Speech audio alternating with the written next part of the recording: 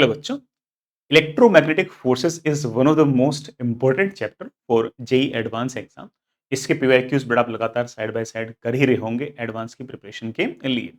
मैं इसका पहला वाला सेक्शन जिसके अंदर मैग्नेटिक इफेक्ट ऑफ करंट वाले जितने भी सारे सारे सवाल थे वो आपके साथ पिछले वाली क्लास में डिस्कस कर चुका हूं।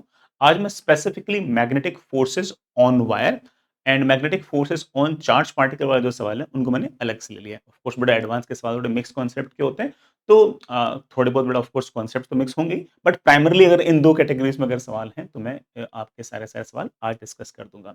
अगर आपके पास समय हो तो बड़ा जो सवाल है वो टाइम स्टैम्प के साथ भी आप कमेंट बॉक्स में लिख देना, जिससे आगे आने वाले सालों के अंदर जो बच्चे हैं उनके लिए सवाल ढूंढना थोड़ा सा ईजी हो। अ, जो बाकी सारे बड़ा चैप्टर्स हैं उनके जो सवाल हैं बड़ा वो सारे के सारे सवाल आपको इसी प्लेलिस्ट के अंदर मिल जाएंगे। और ये प्लेलिस्ट का लिंक आपके पास डिस्क्रिप्शन में भी होगा और बड़ा आपके पास पिन कमेंट के अंदर भी होगा। ऑर्गेनिक की जो प्लेलिस्ट है बड़ा वो भी, केमिस्ट्री जो प्लेलिस्ट है बड़ा वो भी आपको उसके अंदर मिल जाएगी। तो प्लेलिस्ट से बड़ा आप लगातार इस तरह से पढ़ते रहना। मैं एक बात और कहूँगा कि बड़ा चैप्टर थोड़ा-सा अच्छा है, इम्पोर्टेंट है, तो बड़ा एडवांस की पीवाईक्यूज़ करके ही जाने हैं। मेरे से बड़ा अगर मान लो कोई पीवाईक्यू मिस हो जाए, क्योंकि बेटा कई बार ऐसा हो सकता है ना कि मैं सोचूँ कि यार ये वाला सवाल मैं इस चैप्टर में डालूँगा, है ना? इसमें नहीं, इसमें डालूँगा और फिर जब मैं इसमें सवाल करने गया तो मैं भूल गया कि यार ये वाला सवाल तो मुझे यहाँ करना था। तो अगर मेरे से कोई सवाल मिस हो जाए तो प्लीज़ लेट मी नो, है ना? मुझे बताना, तो बड़ा मैं उस सवाल का स्पेसिफिकली अलग से भी लेक्चर बना दूँगा, ठीक है? चलिए एक बड़ा 2015 का सवाल है, शायद हाँ, बड़ा 14 का सवाल है। काफ़ी आसान सवाल है। आईआईटी एडवांस के पॉइंट ऑफ व्यू से बड़ा सवाल काफ़ी आसान है। अब किसी-किसी बच्चे को बड़ा लैंग्वेज पढ़ने में दिक्कत आती है तो अलग बात है, बाकी सवाल काफ़ी ईज़ी है। 2 पैरेलल वायर हैं in the plane of paper at distance x not apart. बड़ा 2 इस तरह से पैरेलल वायर हैं, दोनों के बीच में सेपरेशन x नॉट है। A point charge is moving with speed u between the wires in the same plane at a distance x1 from one of the wire। बेटा कोई ना कोई बेटा हाँ, चार्ज पार्टिकल है यहाँ कहीं, वो एक वायर से x1 दूरी के ऊपर है और उसके पास ऐसे बेटा कोई ना कोई इसी प्लेन में वेलोसिटी है बेटा, लेट्स से u। ठीक है, हालांकि u का आगे जाके कोई रोल नहीं आएगा, है ना। When the wires carry current of magnitude I in same direction, the radius of curvature of the path of the point charges R1।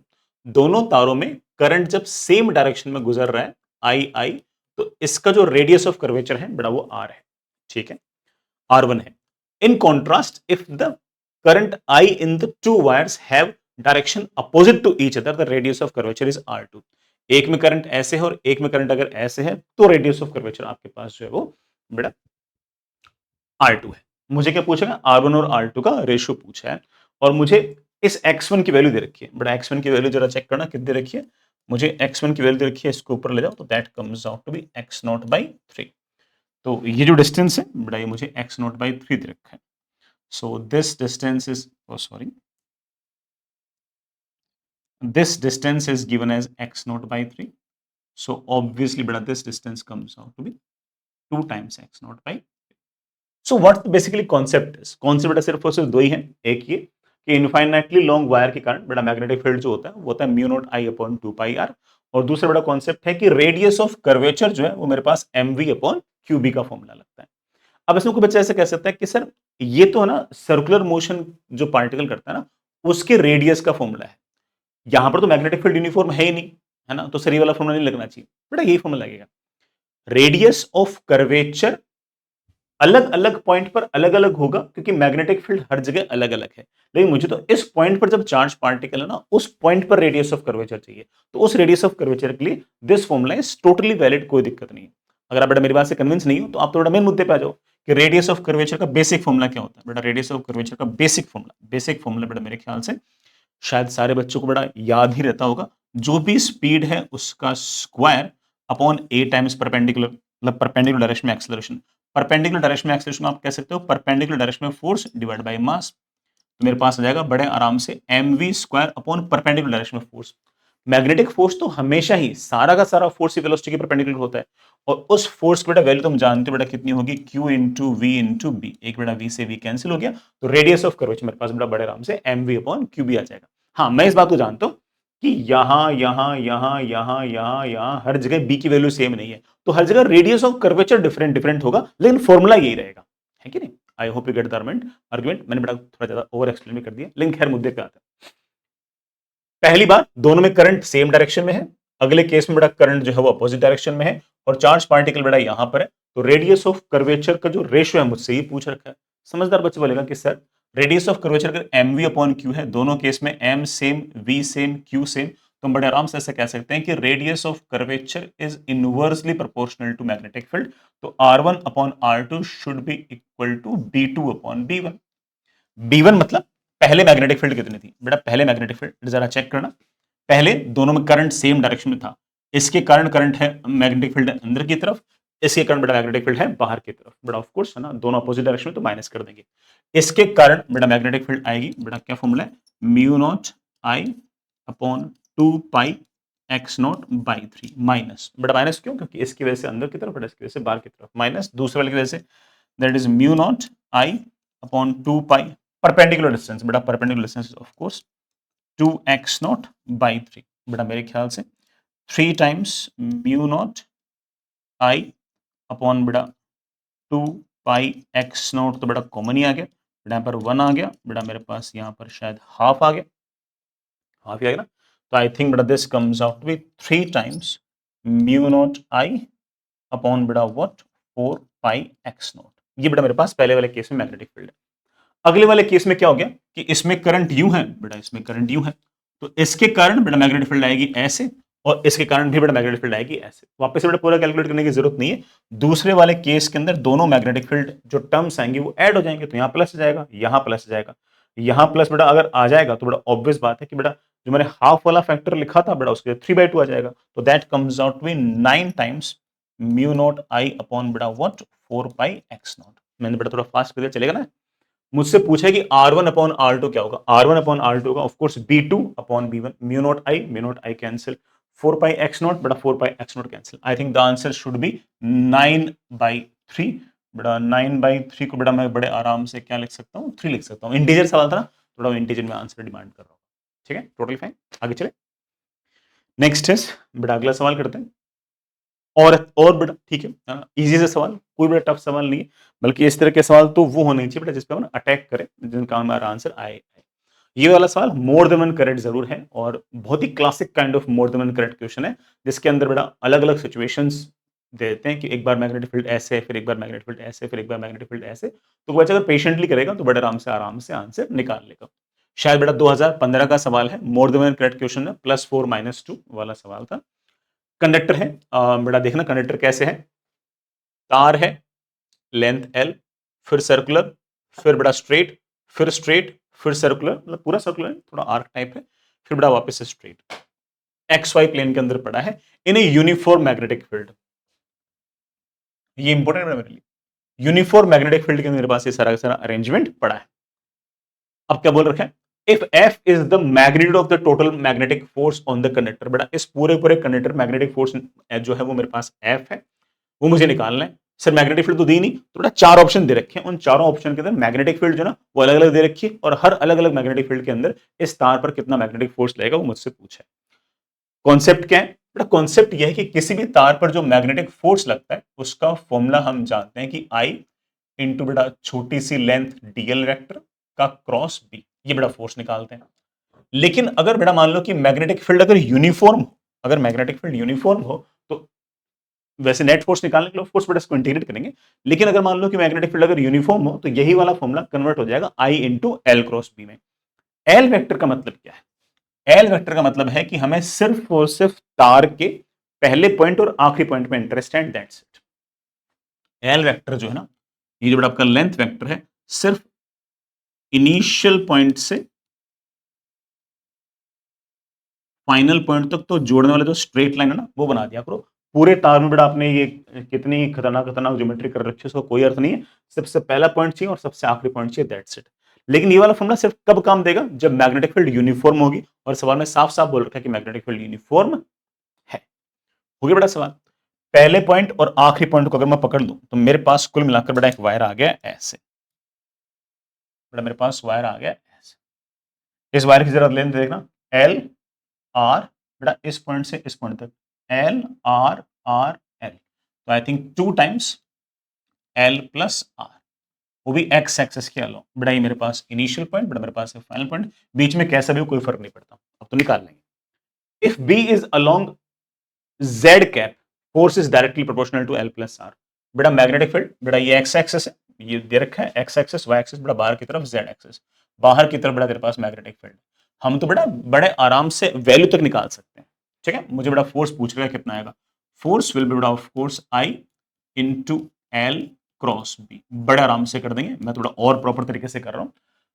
आई बेटा करंट, लेंथ बेटा लेंथ है 2 टाइम्स एल प्लस आर, बेटा मुझे vector form में लिखना है, तो बेटा टाइम्स एक्स कैप लिख दो, आई कैप लिख दो, बेटा एक्स कैप लिख दो, एक ही बात है, का cross product with B times K cap. हो गया बेटा हमारा काम। तो आई क्रॉस के, बेटा के कैप बोल दो, बेटा जेड कैप बोल दो, एक ही बात है बेटा, इसने जेड कैप बोल रखा है ना। बेटा एक्स क्रॉस जेड कैप बेटा आपके पास माइनस जे कैप होता है, बेटा मेरे पास आंसर आ गया 2 times I into L plus R into B times बेटा व्हाट माइनस जे कैप। अरे यार मैंने तो फिर भी बहुत ही अच्छा कर दिया, हमें तो सिर्फ और सिर्फ मैग्नीट्यूड पूछा था बेटा, magnitude is directly proportional to L plus R, is it right और रॉन्ग? ऑफ कोर्स बेटा दिस इज राइट। बेटा कोई बच्चा अगर वेक्टर फॉर्म में ना करना चाहे तब भी चलेगा, बोल देगा कि sir I into L cross B को मैं बड़े आराम से लिख सकता हूँ, force is simply I into L into B into sine of theta. Sir क्या आप क्रॉस क्रॉस लगा रखे हो अपने? सर ये वाला फॉर्मूला लगा दो, बेटा बिल्कुल लगा दो। करंट बेटा आई है, लेंथ कितनी है? लेंथ है 2 times L plus R, magnetic field है बेटा B sine theta, theta is the angle between your L vector and B vector, but of course that angle comes out to 90, बेटा sine 90 comes out to be 1 directly बेटा, ठीक है, क्योंकि magnet पूछ रहा है इसलिए। तो पहला ऑप्शन सही है, बट सिर्फ पहले ऑप्शन से बात नहीं बनेगी, more than correct question. If B is along X cap force is zero, ये सही लग रहा है बेटा मेरे को। तो अगर मैग्नेटिक फील्ड आपकी एक्स एक्सिस के अलोंग है, तो मैग्नेटिक फील्ड भी एक्स एक्सिस के अलोंग, आपका बड़ा एल वेक्टर भी एक्स एक्सिस के अलोंग, तो दोनों का क्रॉस प्रोडक्ट आपके पास आएगा zero, so B seems totally fine to me. If B is along Y cap, बड़ा जे कैप के अलोंग है, तो force is directly proportional to L plus R, again बेटा सही है, दिख ही रहा है, आपके पास एल वेक्टर है ऐसे, बड़ा बी वेक्टर है ऐसे, दोनों के बीच में एंगल बड़ा वापस से कितना है 90, बड़ा वापस से ये सेम फॉर्मूला आएगा, और बड़ा वापस से आंसर भी आपका सेम ही आएगा, बस डायरेक्शन अलग आएगी। एल वेक्टर है ऐसे, बी वेक्टर है ऐसे, एल क्रॉस बी, बड़ा फोर्स आएगा बाहर की तरफ, लेकिन फोर्स के डायरेक्शन तो पूछ ही नहीं है, सिर्फ मैग्नीट्यूड में भी प्रोपोर्शनलिटी पूछ रखी है, तो प्रोपोर्शनलिटी में अगेन बड़ा it seems fine to me, c answer सही।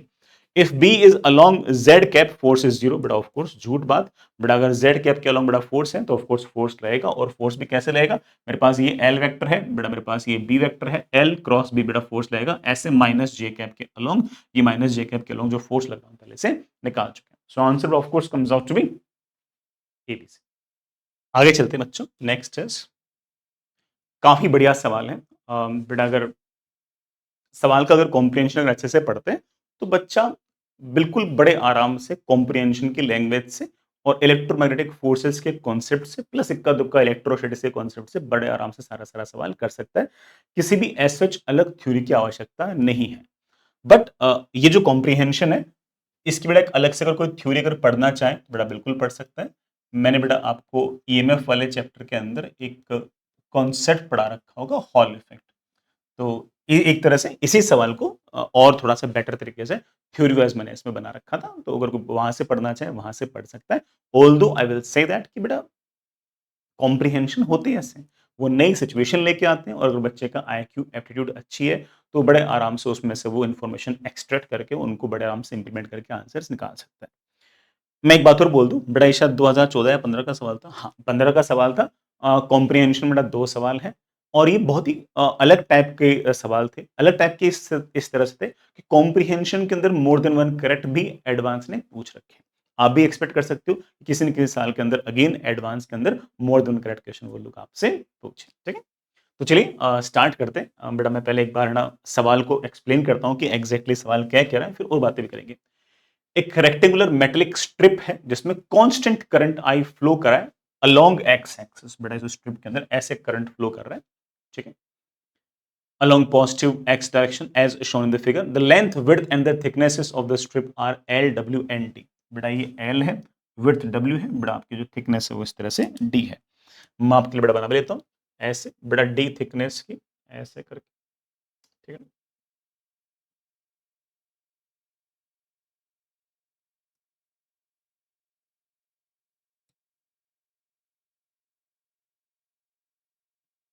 ऐसे बेटा आपके पास ये रेक्टेंगुलर स्ट्रिप है बेटा।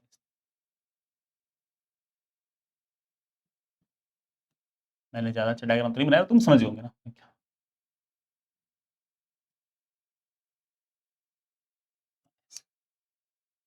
ठीक है, ऐसे ये जो लेंथ है बेटा ये एल है, इसी के अलोंग बेटा करंट जा रहा है। ये जो थिकनेस है बेटा ये आपके पास डी है, और ऐसे बेटा अंदर की तरफ जो विड्थ है ये आपके पास इस तरह से डब्ल्यू। कुछ ना कुछ बेटा करंट जा रहा है ऐसे, और ये जो करंट है ये आपके पास बेटा आई की वैल्यू दे रखी है। नो इश्यूज बेटा, करंट जा रहा है इस तरीके से। मैंने अभी तक सवाल करना स्टार्ट नहीं किया बेटा, मैं सिर्फ और सिर्फ सवाल को एक्सप्लेन कर रहा हूँ, बाकी देखते हैं।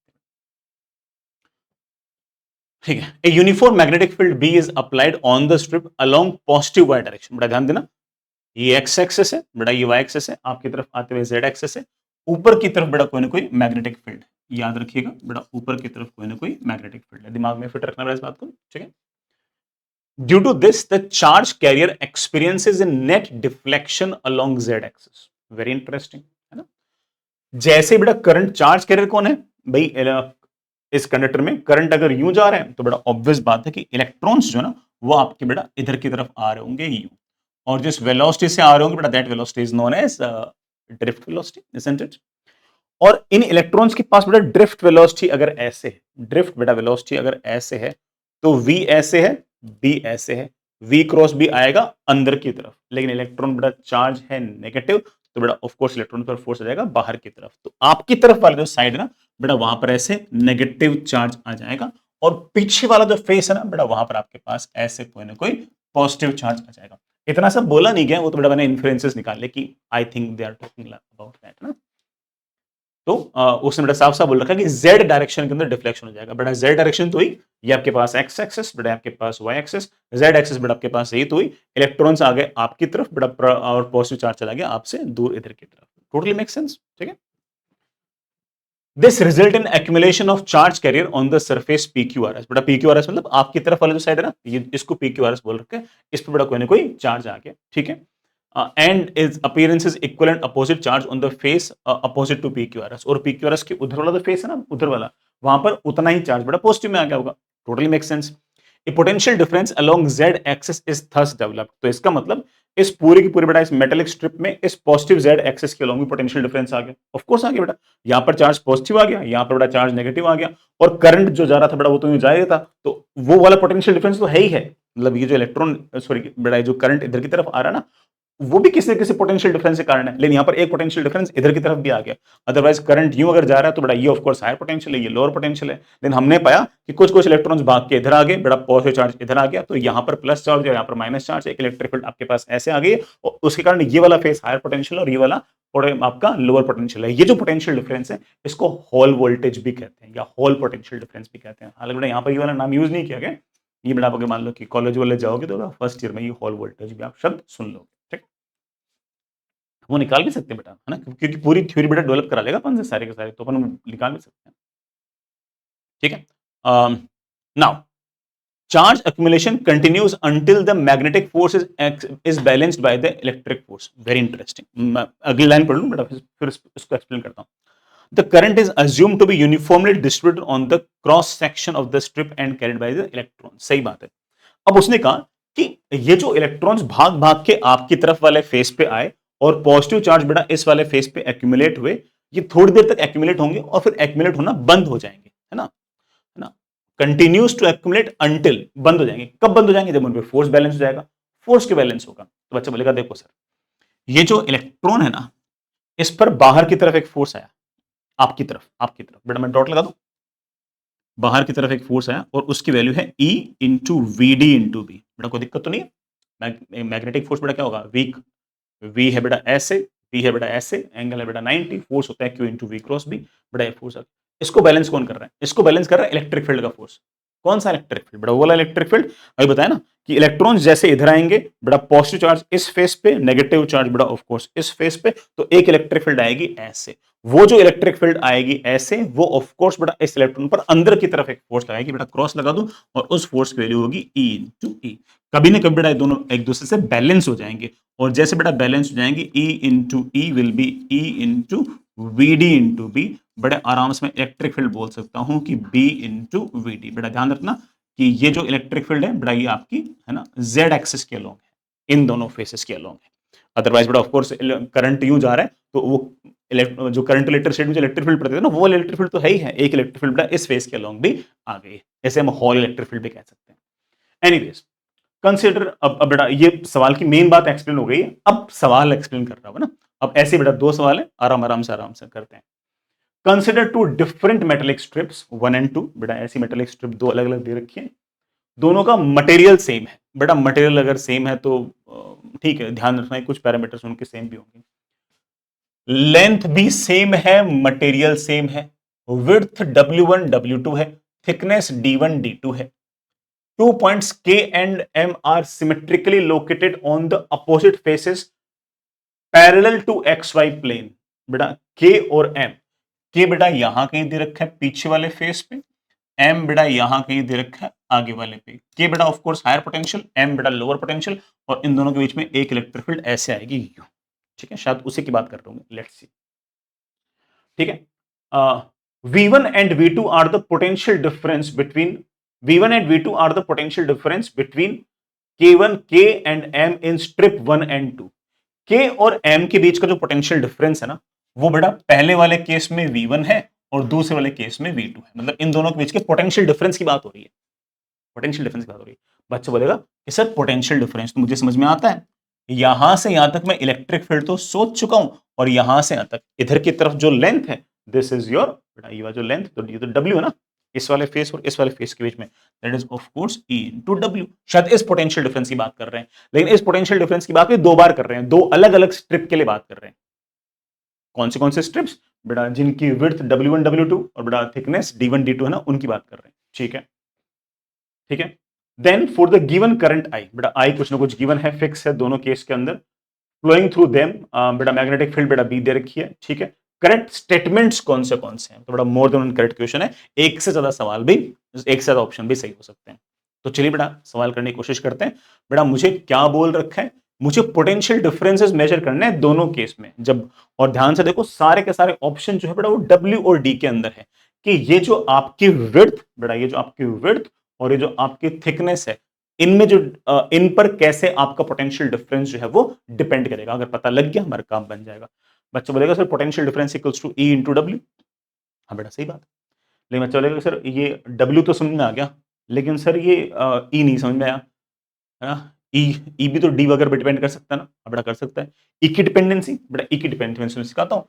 ई की डिपेंडेंसी बेटा मैं सिखा चुका हूँ, potential difference is equals to magnetic field into drift velocity into W.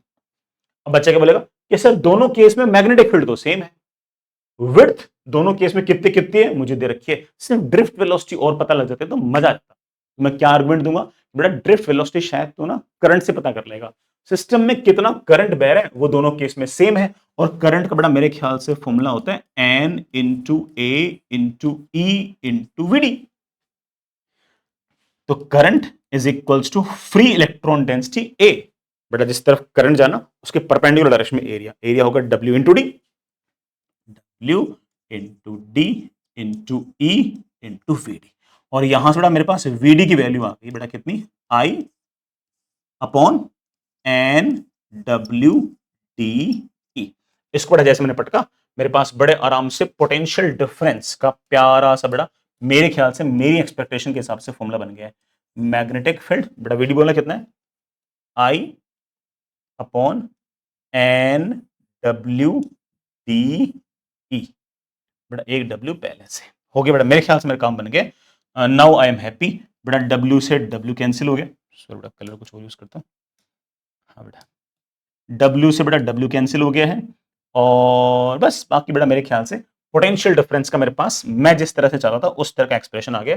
Potential difference is equals to magnetic field, current जो यूं जा रहा है अपॉन बेटा एन डी ई। अब मेरा आर्गुमेंट सुनना, दोनों ही केसेस में दो अलग अलग स्ट्रिप्स में मैग्नेटिक फील्ड तो सेम है, बोल रखा है सवाल ने, करंट भी दोनों केस में सेम है, एन भी सेम है। सर ये एन सेम है कहां लिखा हुआ है, बोला ना कि सेम मटेरियल है, तो लेट्स से दोनों के दोनों जो स्ट्रिप्स हैं वो कॉपर के बने, कॉपर के अगर बने हैं तो बेटा ऑफकोर्स कॉपर के लिए तो दोनों केस में फ्री इलेक्ट्रॉन डेंसिटी तो सेम ही होगी।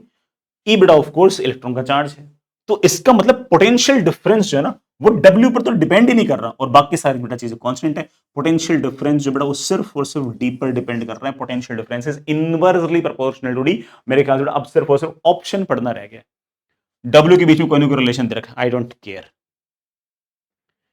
D1 जो है वो D2 का डबल है, तो बड़ा मुझसे पोटेंशियल डिफरेंस पूछ रखा है। बड़े आराम से मैं कह सकता हूं कि मुझे पहले ऑप्शन में दे रखा है कि D1 upon D2 is equals to 2। D1 upon D2 equals to 2। मैं बड़े आराम से कहता हूं कि D1 अपॉन D2 को मैं बड़े आराम से लिख सकता हूं बेटा V2 अपॉन V1, बिकॉज बेटा V is inversely proportional to D and it is not depending on W। मैं बड़े आराम से ऐसा कह सकता हूं कि V2 is equals to 2 times of V1। अरे V2 is equals to 2 times of V1, बेटा ए ऑप्शन बिल्कुल सही है। लेकिन छोड़ नहीं सकता मोर देन करेक्ट क्वेश्चन। लेकिन बच्चा बोले कैसे एक्सप्रेशन तो निकल गया, सवाल तब तो कर लेंगे, बेटा बिल्कुल कर लेंगे। बी है W1 W2 बराबर है, I don't care. D1 is equal to 2 times D2, बेटा ये तो वही ऑप्शन आ गया। V1 V2 बराबर बता रखा है, ये तो बेटा गलत ही हो गया ना, ये तो गलत ही हो गया। ये तो बेटा ऑफ कोर्स पहले वाला ऑप्शन से पता लग गया था। ये दोनों कुछ भी हो आई डोंट केयर। D1 D2 अगर सेम है बेटा, D1 D2 अगर सेम है तो V1 V2 भी तो सेम होने चाहिए ना, तो बेटा ऑफ कोर्स आपका सी भी गलत है। W का बेटा कोई ना कोई रेशियो दे रखा है, I don't care about W, है ना। D1 D2 बराबर है बेटा, D अगर बराबर है तो बेटा V भी तो बराबर होंगे। D option also seems fine, बेटा कूल। अगला पार्ट करते बेटा। अगला पार्ट में बेटा अब पूरा बेसिक से नहीं करना, हम सारा बेटा एक्सप्रेशन वगैरह बना चुके, काम चल चुका अपना। अब अगला पार्ट पढ़ते हैं। यहां से पढ़ने की जरूरत है बेटा, बाकी कॉम्प्रिहेंशन तो सेम ही है। Consider two different metallic strips 1 and 2 of same dimensions. इस बार दो बेटा अगेन अलग अलग स्ट्रिप्स चेक करनी है, लेकिन इस बार दोनों की डायमेंशन सेम है, लेंथ विड्थ और डी सेम है, with carrier density D1 N1 and N2। वो जो बेटा फ्री इलेक्ट्रॉन डेंसिटी है ना वो N1 N2 है, बाकी सारी चीजें सेम है। ठीक है। Strip 1 is placed in magnetic field B1 and strip 2 is placed in magnetic field B2। तो पिछले वाले सवाल से कैसे डिफरेंट हो गया? पिछले वाले सवाल में B सेम था, इस बार दोनों केस में B अलग अलग लगा रखा है, मैग्नेटिक फील्ड अलग लगा रखा है। पिछले वाले केस के अंदर दोनों का मटेरियल सेम था, इस बार मटेरियल चेंज कर दिया। पिछले वाले डायमेंशन अलग अलग थी, इस बार डायमेंशन सेम है। तो बच्चे बोलेगा सर एक्सप्रेशन तो आ ही चुका है, तो सर मैं चेक कर लूंगा। बड़ा बिल्कुल कर लो चेक, सिर्फ चेक करना बचा है।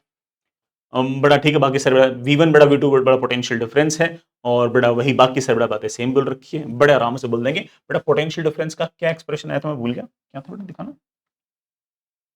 BI upon ND, BI upon NDE, बेटा सही तो लिखा ना? हाँ बेटा,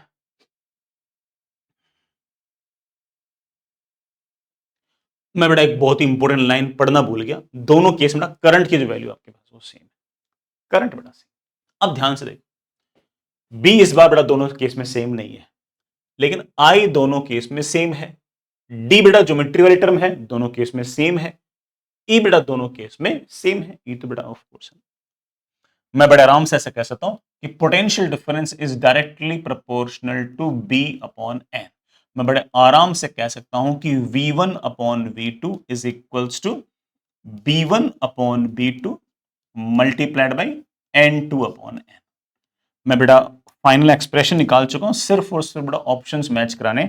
वैसे मेरे बच्चों को खुद कराने चाहिए, बट ठीक है, मुझे फाइनल आंसर निकलने पड़ेंगे, क्योंकि बहुत सारे बच्चे मेरे पे डिपेंडेंट है, वो आंसर लिख खोल के थोड़ी बैठा है, तो मुझे आंसर टिक लगाने पड़ेंगे ना। तो आंसर टिक लगाने मुझे आंसर सोल्व करने पड़ेंगे। ठीक है, मुझे बेटा V1 V2 का रेशियो पूछा है, बड़े आराम से निकालूंगा मैं। B1 और B2 बेटा बराबर है, बेटा ये दोनों बराबर है, तो ये वाला रेशियो तो आ गया 1।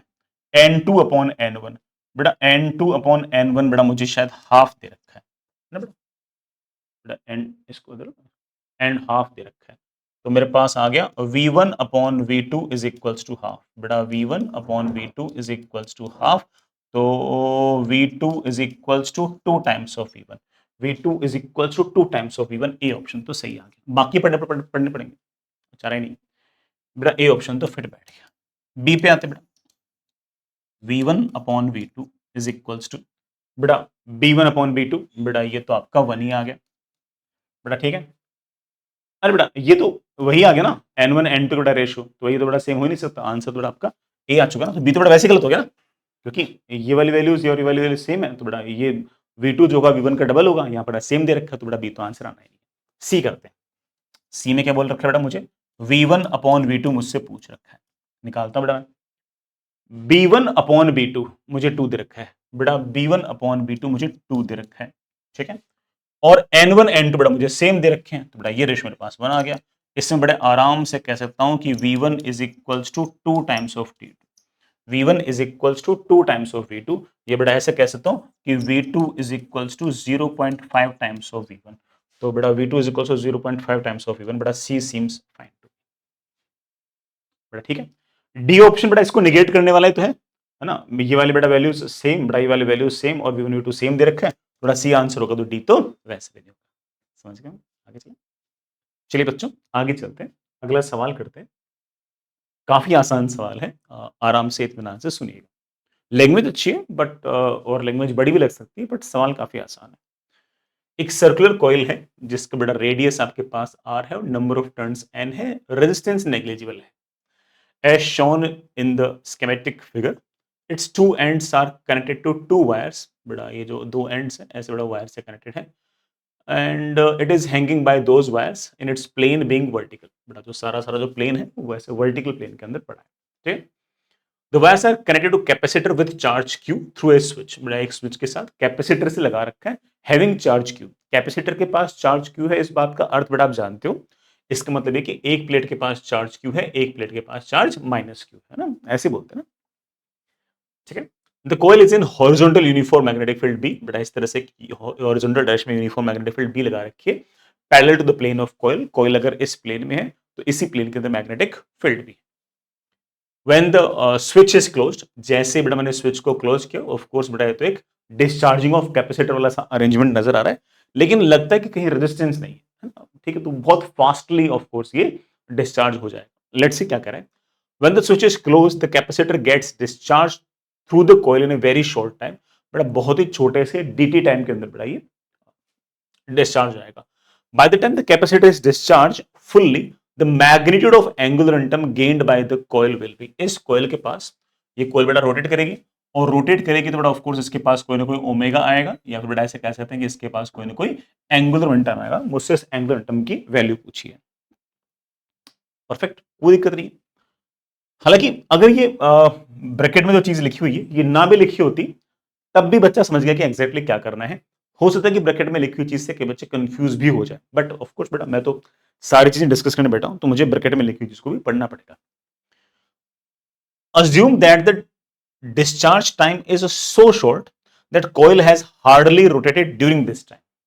कहने का अर्थ ये कि जो ओमेगा है ना ये आ जाएगा कब, जब ये डिस्चार्ज हो जाएगा उसके बाद में, क्योंकि वो डिस्चार्जिंग का समय इतना छोटा है, इतना छोटा है कि ओमेगा आने में हल्का सा टाइम लगेगा, और जितने टाइम में वो ओमेगा आएगा तब तक वो सारा सारा डिस्चार्ज हो चुका होगा। And it makes sense.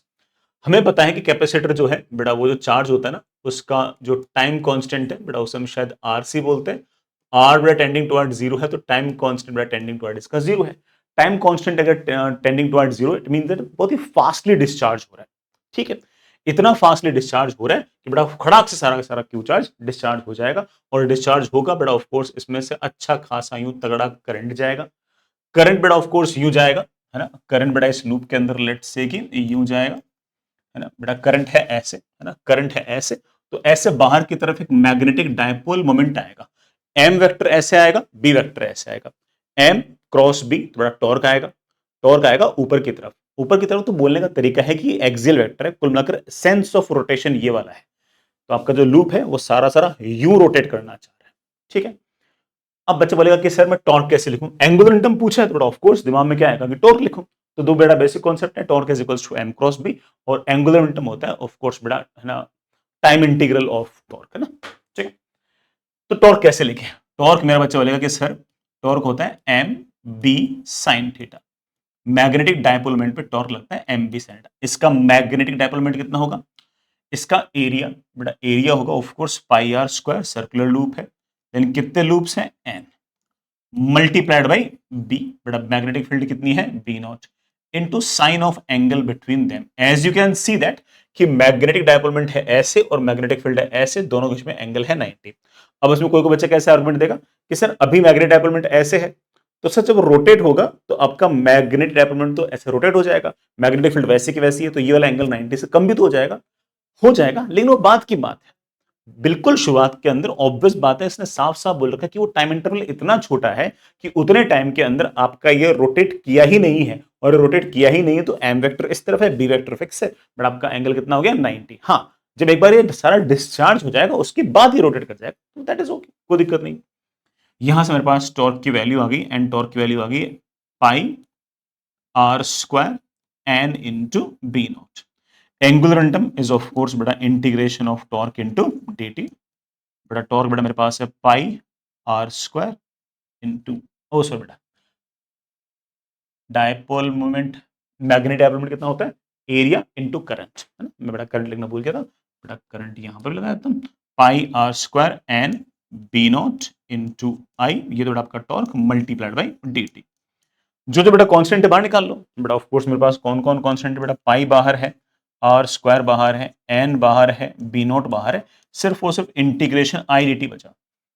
ऐसा मुझे बेटा कोई करंट का एक्सप्रेशन लिखना नहीं है ना, you need not to worry about that. तुम तो सीधे सीधे सोचो कि इंटीग्रेशन आई डी टी क्या रिप्रेजेंट करता है। Integration I D T represent करता है कि कितना चार्ज फ्लो किया, एंड वी नो दैट कि इस कैपेसिटर के पास पहले चार्ज क्यू था, बेटा बाद में चार्ज जीरो हो जाएगा, तो ऑफ कोर्स बेटा इस पूरे पूरे तार में से कितना चार्ज गया होगा, क्यू चार्ज गया होगा। तो ये जो इंटीग्रेशन आई डी टी है, it is obviously comes out to be q. So answer should be pi are square n into b naught into q. हाँ बेटा देखना कौन सा ऑप्शन होगा, I think b option seems best, n b naught q pi are square, बेटा option comes out to be b. Good, आगे चले बच्चों, कुछ ज्यादा ही आसान सवाल है ना, काफी आसान सवाल है, शायद बेटा 2021 का, हाँ बेटा 2021 का सवाल है, बिल्कुल सिंपल सवाल। एक अल्फा पार्टिकल है बेटा, अल्फा पार्टिकल बेटा ऑफ कोर्स है ना 2He4 है ना, ठीक है, और मेरे पास एक सिंगली चार्ज्ड सल्फर आयन है, बेटा सिंगली चार्ज अल्फर आयन सल्फर आयन है, इसका चार्ज थोड़ा होगा प्लस ई, और अल्फा पार्टिकल बेटा तुम जानते हो हीलियम पार्टिकल है, बेटा उसका चार्ज होता है +2e। मास की अगर बात करें तो इसका मास 4 AMU है, सल्फर का बेटा मास वैसे याद होना चाहिए 32 AMU है, सवाल के अंदर दे रखा है, we need not to worry. Are initially at rest, बेटा दोनों के दोनों शुरुआत में रेस्ट है। They are initially accelerated through a potential difference V, बेटा उनको मैंने वी पोटेंशियल डिफरेंस से एक्सेलरेट कराया, and then allowed to pass into a region of uniform magnetic field. जब वो एक्सेलरेट हो गए तब बेटा मैंने उनको ऐसे किसी मैग्नेटिक फील्ड के अंदर लेके गया, और मैग्नेटिक फील्ड कैसे है, normal to the velocity, velocity ऐसे है तो मैग्नेटिक फील्ड ऐसे है। Within this region alpha particle and sulphur ion moves in circular orbit, दोनों दोनों बेटा ऐसे अलग अलग रेडियस के अंदर मूव कर रहे हैं। रेडियस आर अल्फा और आर एस बेटा मुझे दे रखे हैं, इनके रेशो पूछे हैं। अब बेसिक कॉन्सेप्ट बड़ा ये है कि रेडियस का फॉर्मूला होता है √2 into M into Q into V upon Q into B. ये वी क्या है, जिस पोटेंशियल डिफरेंस से आपने उसको एक्सेलरेट किया है, सिंपल फॉर्मूला है, वैल्यूज पुट करो आंसर आ जाएगा। हो सकता है किसी बच्चे को इस फॉर्मूले के पीछे कहानी ना पता हो, तो मैं हल्का सा बताने की कोशिश करता हूं। मैग्नेटिक फील्ड के अंदर अगर चार्ज पार्टिकल मूव कर रहा है तो उसके रेडियस का फॉर्मूला होता है बेटा mv upon Q B. mv मतलब बेटा मोमेंटम, मोमेंटम को हम बड़े आराम से लिख सकते हैं √2m into kinetic energy upon Q into B. √2 into m kinetic energy क्या लिखो बेटा, काइनेटिक एनर्जी देखो, अगर कोई चार्ज पार्टिकल है q, ठीक है, और मैंने मान लीजिए बेटा एग्जांपल बोल रहा हूं कि यहां का पोटेंशियल है v और यहां का पोटेंशियल है 0, तो एक इलेक्ट्रिक फील्ड आ जाएगी ऐसे इधर की तरफ E।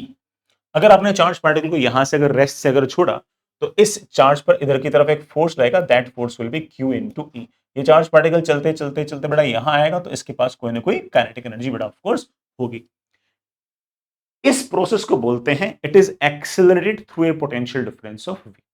प्रोसेस समझ में आ गया, यहाँ हायर पोटेंशियल यहाँ लोअर पोटेंशियल, इलेक्ट्रिक फील्ड ऐसे, ये चार्ज पार्टिकल रेस्ट पे था, इलेक्ट्रिक फील्ड की तरफ भागना स्टार्ट कर दिया, यहाँ पर पहुंचते हो इसके पास कोई काइनेटिक एनर्जी आ जाएगी। दिस इज नोन एज कि charge particle is accelerated through a potential difference. ये अगर काइनेटिक एनर्जी निकालनी है तो बड़ा यहां से लेकर यहां तक टोटल मैकेनिकल एनर्जी कंजर्व कर दो। टोटल मैकेनिकल एनर्जी कंजर्व करेंगे, इनिशियली बेटा रेस्ट पे है तो काइनेटिक 0, इनिशियल पोटेंशियल कितनी होगी, चार्ज मल्टीप्लाई बाय यहाँ का potential should be equal to final kinetic energy. बेटा फाइनल काइनेटिक एनर्जी यहाँ पर तो k है, और यहाँ पर फाइनल काइनेटिक पोटेंशियल कितनी है, इसका चार्ज मल्टीप्लाई बाय यहाँ पर पोटेंशियल, यहाँ बेटा पोटेंशियल आपका 0 है। हमारे पास काइनेटिक एनर्जी की वैल्यू आ गई है बड़े आराम से Q इंटू वी। तो हम बेटा काइनेटिक एनर्जी को बड़े आराम से Q इंटू वी लिख सकते हैं। तो ये स्टैंडर्ड फॉर्मूला है, I think I over explained it, but ठीक है, आपको खास ऐसे दिक्कत तो है नहीं, बड़ा ध्यान देना। मैग्नेटिक फील्ड, सॉरी बेटा, मैग्नेटिक फील्ड दोनों केस में सेम है बेटा, टू ऑफ कोर्स बेटा दोनों केस के अंदर सेम है, दोनों को बेटा पोटेंशियल डिफरेंस भी सेम के थ्रू ही एक्सेलरेट किया है, तो बेटा आपका v भी सेम है। देख लो ना इस बात को, तो क्या मैं ऐसा कह सकता हूं, बेटा ध्यान देना, पोटेंशियल डिफरेंस सेम के थ्रू एक्सेलरेट किया है, एम क्यू बेटा ऐसे, क्या मैं ऐसे कह सकता हूं कि radius is directly proportional to under root of M by Q, बेटा चलेगा ना। यहां पर क्यू रूट में है बेटा, अगर क्यू बाहर था तो ऑफ कोर्स नीचे एक रूट बच जाएगा।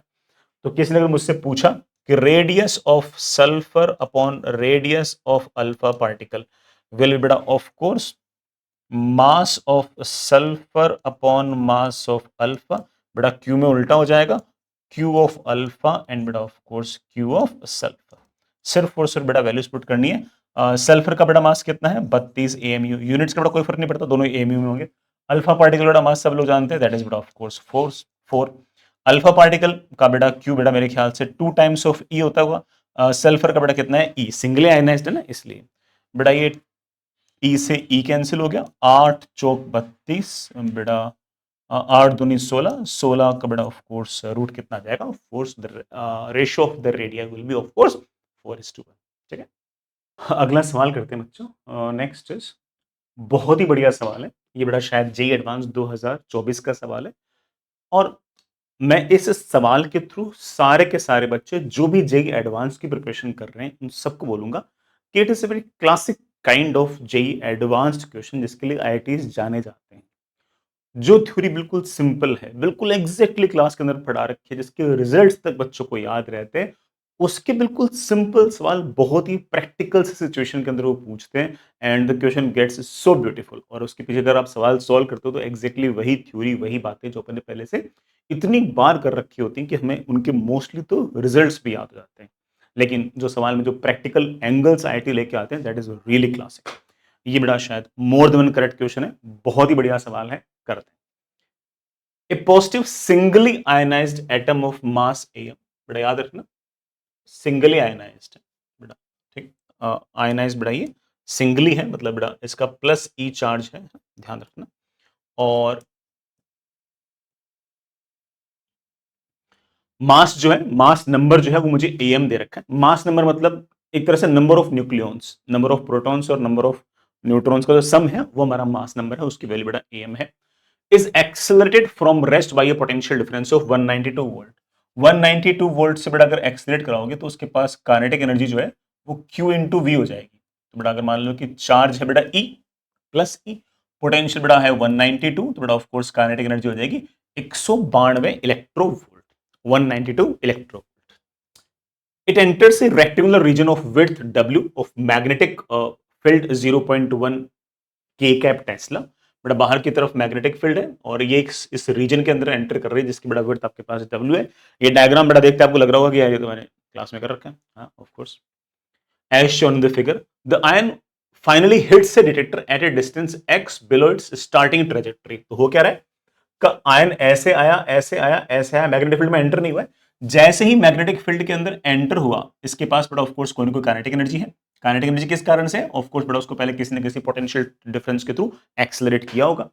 वेलोसिटी ऐसे है बड़ा, मैग्नेटिक फील्ड ऐसे है v क्रॉस b, बड़ा यहां कहीं नीचे कोई ना कोई बड़ा सेंटर आया होगा और यहां कहीं बेटा नीचे कोई ना कोई सेंटर आया होगा, यहां से यहां तक की डिस्टेंस बेटा आपके पास रेडियस होती है, और यहां से यूं चलते चलते चलते चलते चलते चार्ज पार्टिकल यहां से फिर बाहर निकल जाता है।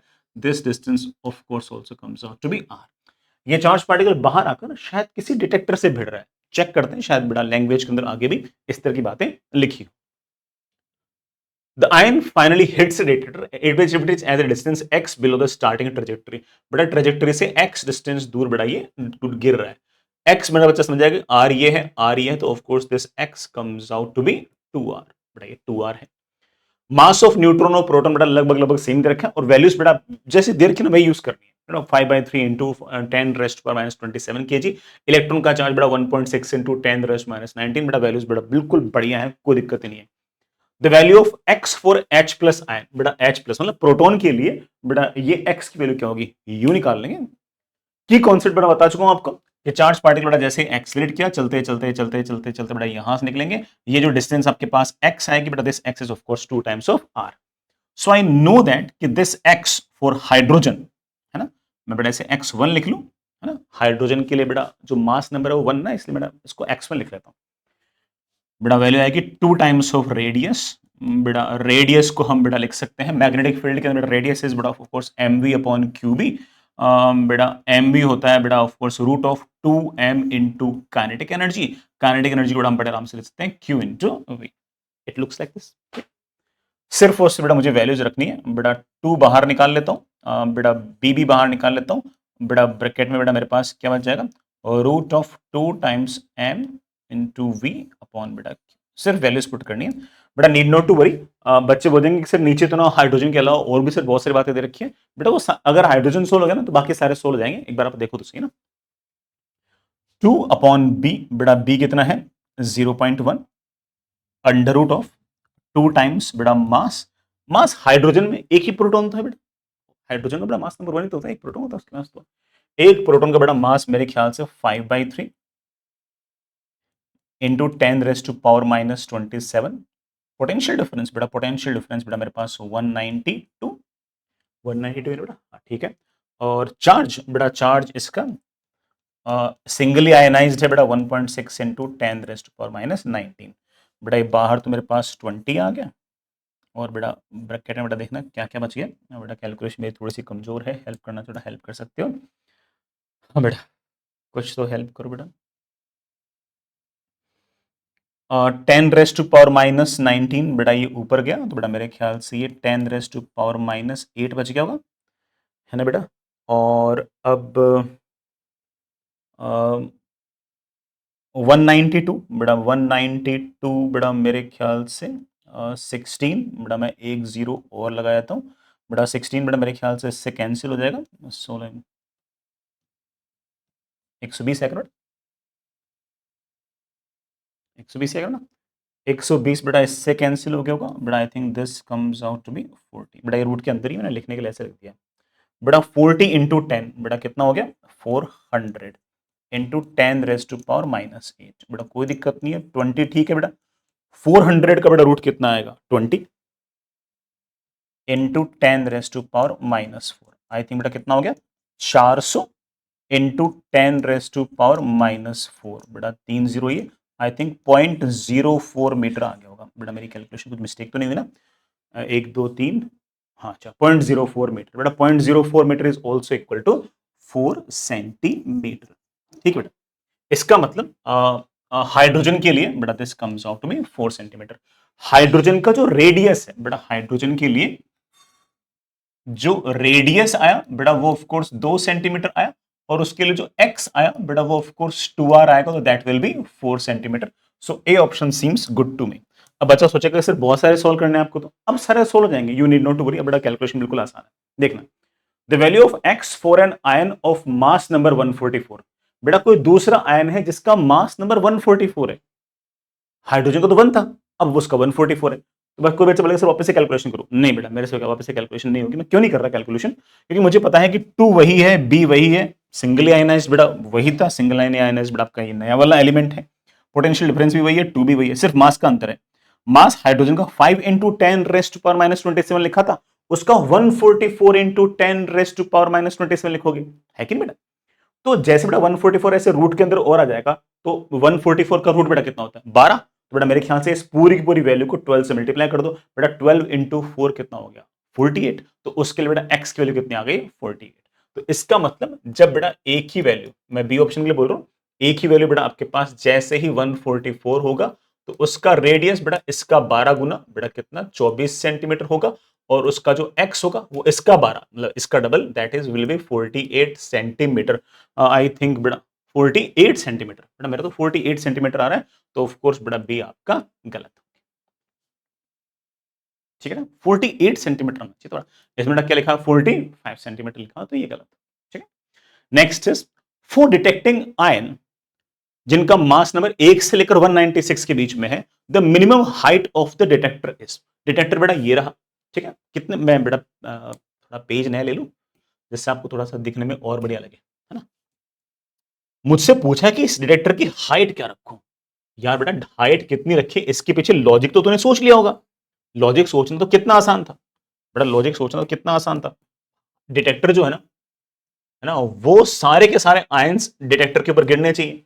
तो सबसे जो डिटेक्टर का सबसे ऊपर वाला जो पॉइंट है, डिटेक्टर का जो ऊपर वाला जो पॉइंट है बेटा, वो ऑब्वियस बात है सबसे कम रेडियस वाला गिर जाएगा।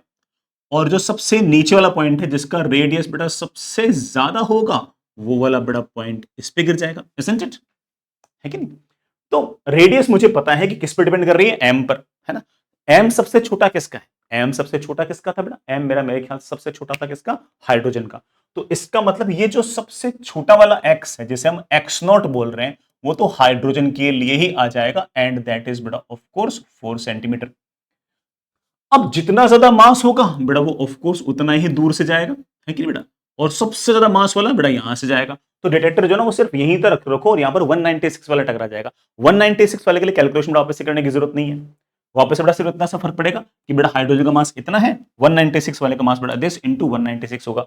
196 का बेटा रूट कितना होता है, 14। तो बेटा मेरे ख्याल से वो 14 टाइम्स हो जाएगा।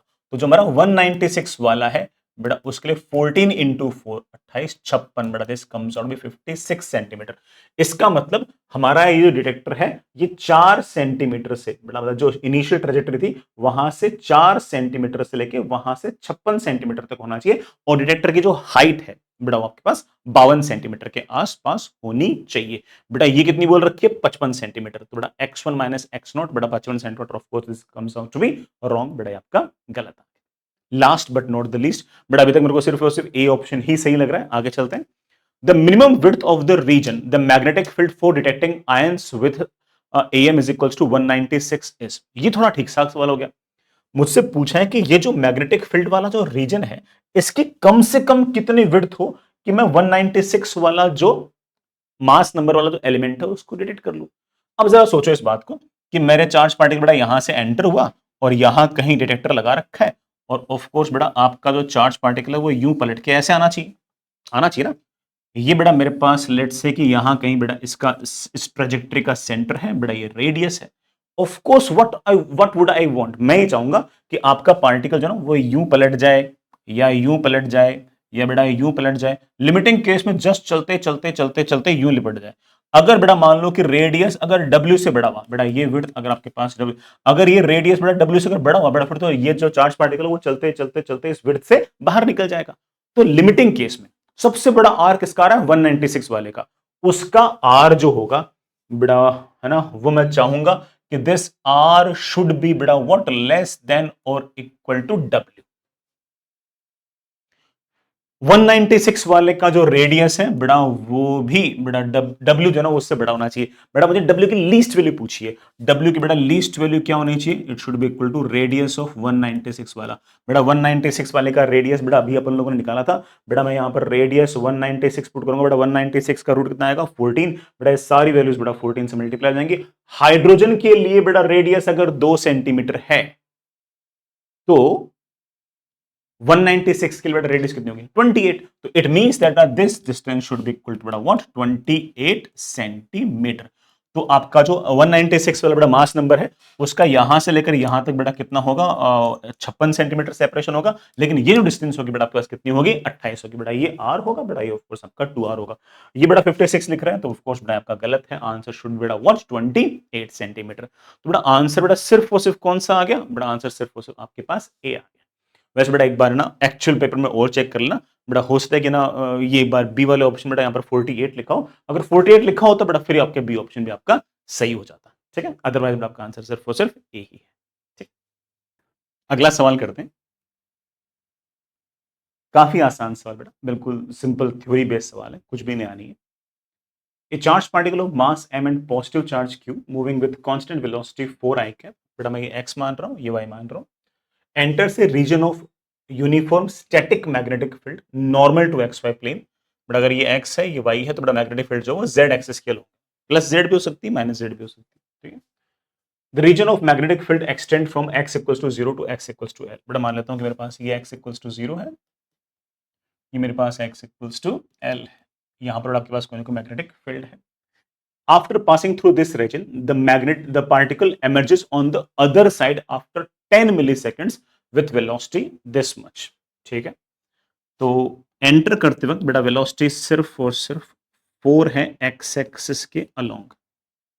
ठीक है, फिर यूं चलता है, यूं चलता है, यूं चलता है और यहां से बाहर निकलता है। बेटा मैं नहीं बोल रहा हूं, सवाल में लिखा हुआ है ये पार्टिकल यूं निकलता है, यूं निकलता है, यूं निकलता है और यहां से निकलता है।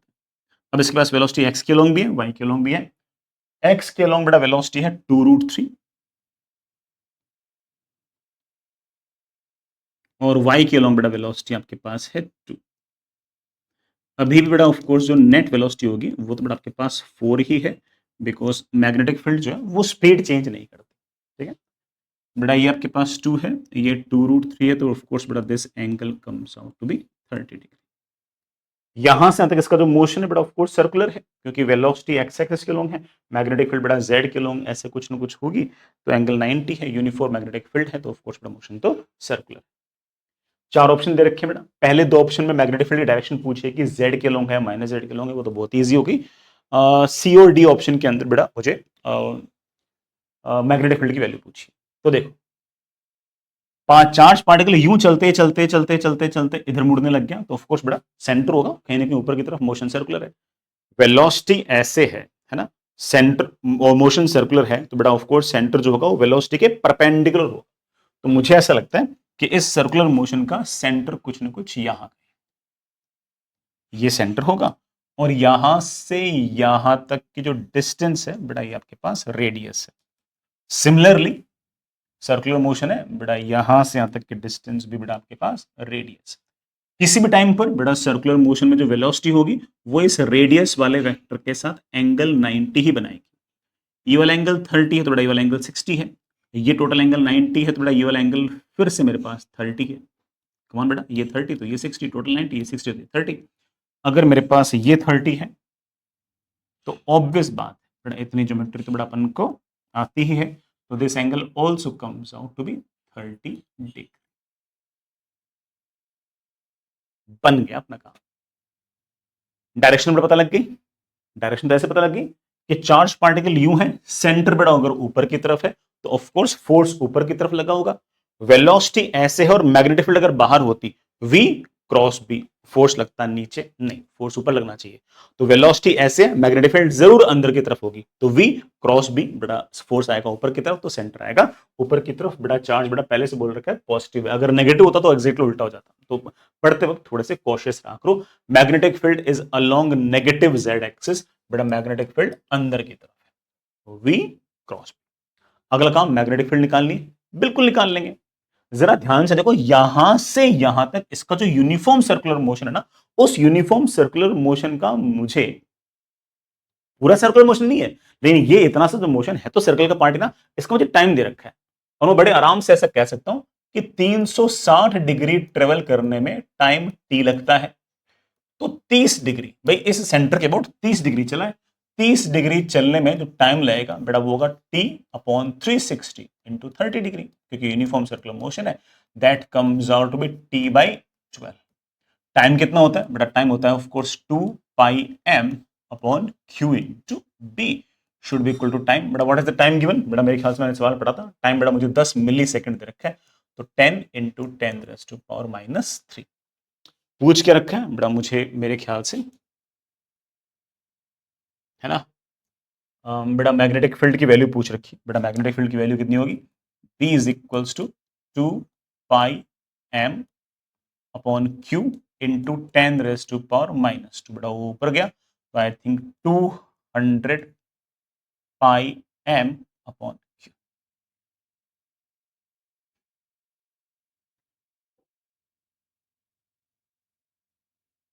ओह सॉरी बेटा, ये तो टी था बेटा, बाई 12 में तो आएगा, है ना। स्मॉल टी बेटा मुझे इतना दे रखा था बाई 12, ये बेटा बाई 12 बेटा, ये आपके पास बाई बेटा 200/12 बेटा कितना हो गया, आई थिंक बेटा 4 से डिवाइड किया तो बेटा मेरे ख्याल से 50πm/3।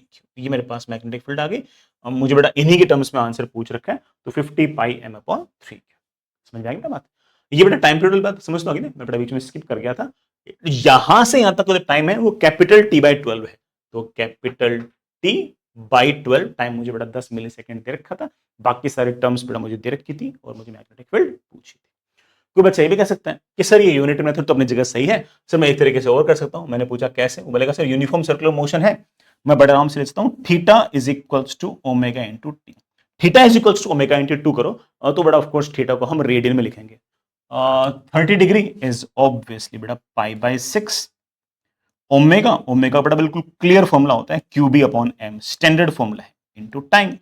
बड़ा बड़े आराम से मैं लिख सकता हूं, मुझे बी निकालना है, बी निकालना है तो पाई एम अपॉन बेटा what 6 Q T, pi M 6 Q T. बेटा पाई ठीक है, बेटा एम ठीक है, बेटा 6 ठीक है, क्यू ठीक है, टाइम कितना है बेटा 10⁻², बेटा वो 100 ऊपर चला गया तो 100 पाई एम अपॉन 6 क्यू, बेटा that is obviously 50 pi M upon 3 Q. This is the answer. बेटा आंसर इज बेटा व्हाट सी आंसर बेटा हमारे पास बड़े आराम से आ गया। जैसे पसंद हो बेटा वैसे कर लो। बेटा मैंने मास है ना स्मॉल एम ले लिया, बेटा सवाल में कैपिटल एम दे रखा था, वो तो बेटा आपने मैनेज कर लिया है ना। सो आंसर शुड बी बेटा what A and C, A and C, answer should be A and C. I hope बेटा एवरीथिंग इज क्लियर। बेटा बिल्कुल आसान सा सवाल था। चलिए बच्चों अगला सवाल करते हैं। काफी एकदम थ्योरेटिकल सा सवाल है, जो बड़ा थ्योरी के अंदर लोग जो पढ़ते हैं और जो रिजल्ट्स याद करते हैं उसी को एक तरीके से सवाल में कन्वर्ट कर रखा है। जेई 2012 का एडवांस का बड़ा क्वेश्चन है, more than one correct question है। Consider a motion of a positive charged particle in a region where there are simultaneous electric field and magnetic field E naught J cap and B naught J cap. Electric field और magnetic field दोनों के दोनों जो है वो बेटा Y access के along है और उनकी जो वैल्यूज है बेटा वो ई नॉट एंड बी नॉट मुझे इस तरह से दे रखी है। तो ऐसे बेटा आपके पास यू इलेक्ट्रिक फील्ड है और ऐसे बेटा आपके पास मैग्नेटिक फील्ड भी इसी डायरेक्शन में, दोनों के दोनों बेटा ऐसे ऊपर की तरफ है। लेट से बड़ा इलेक्ट्रिक फील्ड आपके पास ई नोट है और मैग्नेटिक फील्ड आपके पास इस तरह से बी नोट है, दोनों जे कैप के अलोंग है। At t is equals to 0, this charge has velocity v in xy plane, बड़ा ये x है, ये y है, xy प्लेन के अंदर बड़ा कोई चार्ज पार्टिकल है, उसके पास कोई ना कोई वेलोसिटी है, making angle theta with the x axis, x axis कोई ना कोई एंगल बनाएंगे। एंगल क्या बेटा शायद ऑप्शंस में लिखा है, which of the following options is are correct for t greater than 0। पढ़ते हैं। थीटा इक्वल टू 0 पर चार्ज का बड़ा पाथ कैसा होगा, थीटा इक्वल टू 0 पर पाथ कैसा होगा, ये दोनों तो बड़ा ठीक है, सेम ही सवाल हो गए, दोनों में से कोई ना कोई एक सही होगा, एक गलत होगा शायद। थीटा इक्वल टू 10 पर बड़ा मोशन कैसा होगा, थीटा इक्वल टू 90 पे मोशन कैसा होगा, मुझसे ये पूछा गया, आराम से करते हैं। थीटा इक्वल्स टू 0, बेटा पहले ऑप्शन में चार्ज पार्टिकल जो है वो एक्स एक्सिस के अलोंग ही मूव कर रहा है ऐसे, ठीक है। इलेक्ट्रिक फील्ड है इस तरफ, वो बेटा ऑफ कोर्स फोर्स लगाएगी इस तरफ, बेटा जिसकी वैल्यू मुझे पता है बेटा of course Q into E not. ये बेटा y एक्सिस के अलोंग इसके पास कोई ना कोई फोर्स आएगा, y एक्सिस के अलोंग बेटा इसके पास कोई ना कोई एक्सेलरेशन आएगा। जो मैग्नेटिक फील्ड y एक्सिस के अलोंग है उसका फोर्स तो xz प्लेन में होगा। इस मैग्नेटिक फील्ड ऐसे है, वेलोसिटी बेटा ऐसे है, v क्रॉस b बेटा मेरे ख्याल से सेंटर आएगा इस तरफ, और चार्ज पार्टिकल का मोशन xz प्लेन के अंदर तो सर्कुलर होगा, xz प्लेन में तो सर्कुलर होगा, लेकिन y एक्सिस के अलोंग जो एक्सेलरेशन है वो चार्ज पार्टिकल को y एक्सिस के अलोंग मूव कराएगा, और एक्सेलरेशन के कारण पहली बार में बेटा y एक्सिस के अलोंग कम डिस्टेंस ट्रेवल होगी, अगले में ज्यादा होगी और अगले में और ज्यादा होगी। तो व्हाट आई फील दैट कि थीटा इक्वल्स टू 0 के अंदर बेटा जो मोशन है वो हेलिकल है, ठीक है, और हेलिकल तो है ही है, और पिच जो है वो लगातार इंक्रीज कर रही है। तो लेट्स सी ऑप्शन ए और बी में कौन सा मैच कर रहा है। Theta equal to 0, the charge moves in circular path in XZ plane, नहीं, हाँ ये जरूर कि जो हेलिकल पाथ है उसका अगर प्रोजेक्शन देखोगे ना तो वो जरूर सर्कुलर है, लेकिन प्रोजेक्शन थोड़ी पूछा है, ये तो कह रहा है कि मोशन ही एक्सजेड प्लेन में है और वो भी सर्कुलर है, नहीं नहीं, मोशन तो हेलिकल है विद इंक्रीजिंग पिच। तो बेटा ये तो आपका गलत हो गया। Theta equal to 0, the charge undergoes helical motion with constant pitch along y axis, क्या पिच हमारी कांस्टेंट है, ये भी बड़ा गलत हो गया। अगर पिच बेटा आपके पास अगर मान लो कि इंक्रीजिंग बोलते हैं तो बेटा आपका ये सही होता। थीटा इक्वल टू 10 डिग्री तो charge undergoes helical motion with the pitch increasing with time along Y axis. बेटा बिल्कुल सही लग रहा है। अगर आप थर्ड ऑप्शन को देखो तो उसमें आपने ये अगर एक्स एक्सिस है, पार्टिकल के पास बड़ा वेलोसिटी ऐसे है, ये वाला एंगल बड़ा आपके पास थीटा 10 डिग्री दे रखा है। ये जो आपके पास v cos थीटा आएगा बेटा, ये आपके पास v sin थीटा आएगा। y एक्सिस के अलोंग तो एक्सेलरेशन जो होगा वो इलेक्ट्रिक फील्ड डिसाइड कर रही है। इनिशियल बेटा वेलोसिटी y एक्सिस के अलोंग ये है, तो y एक्सिस के अलोंग तो लगातार स्पीड बढ़ती जाएगी।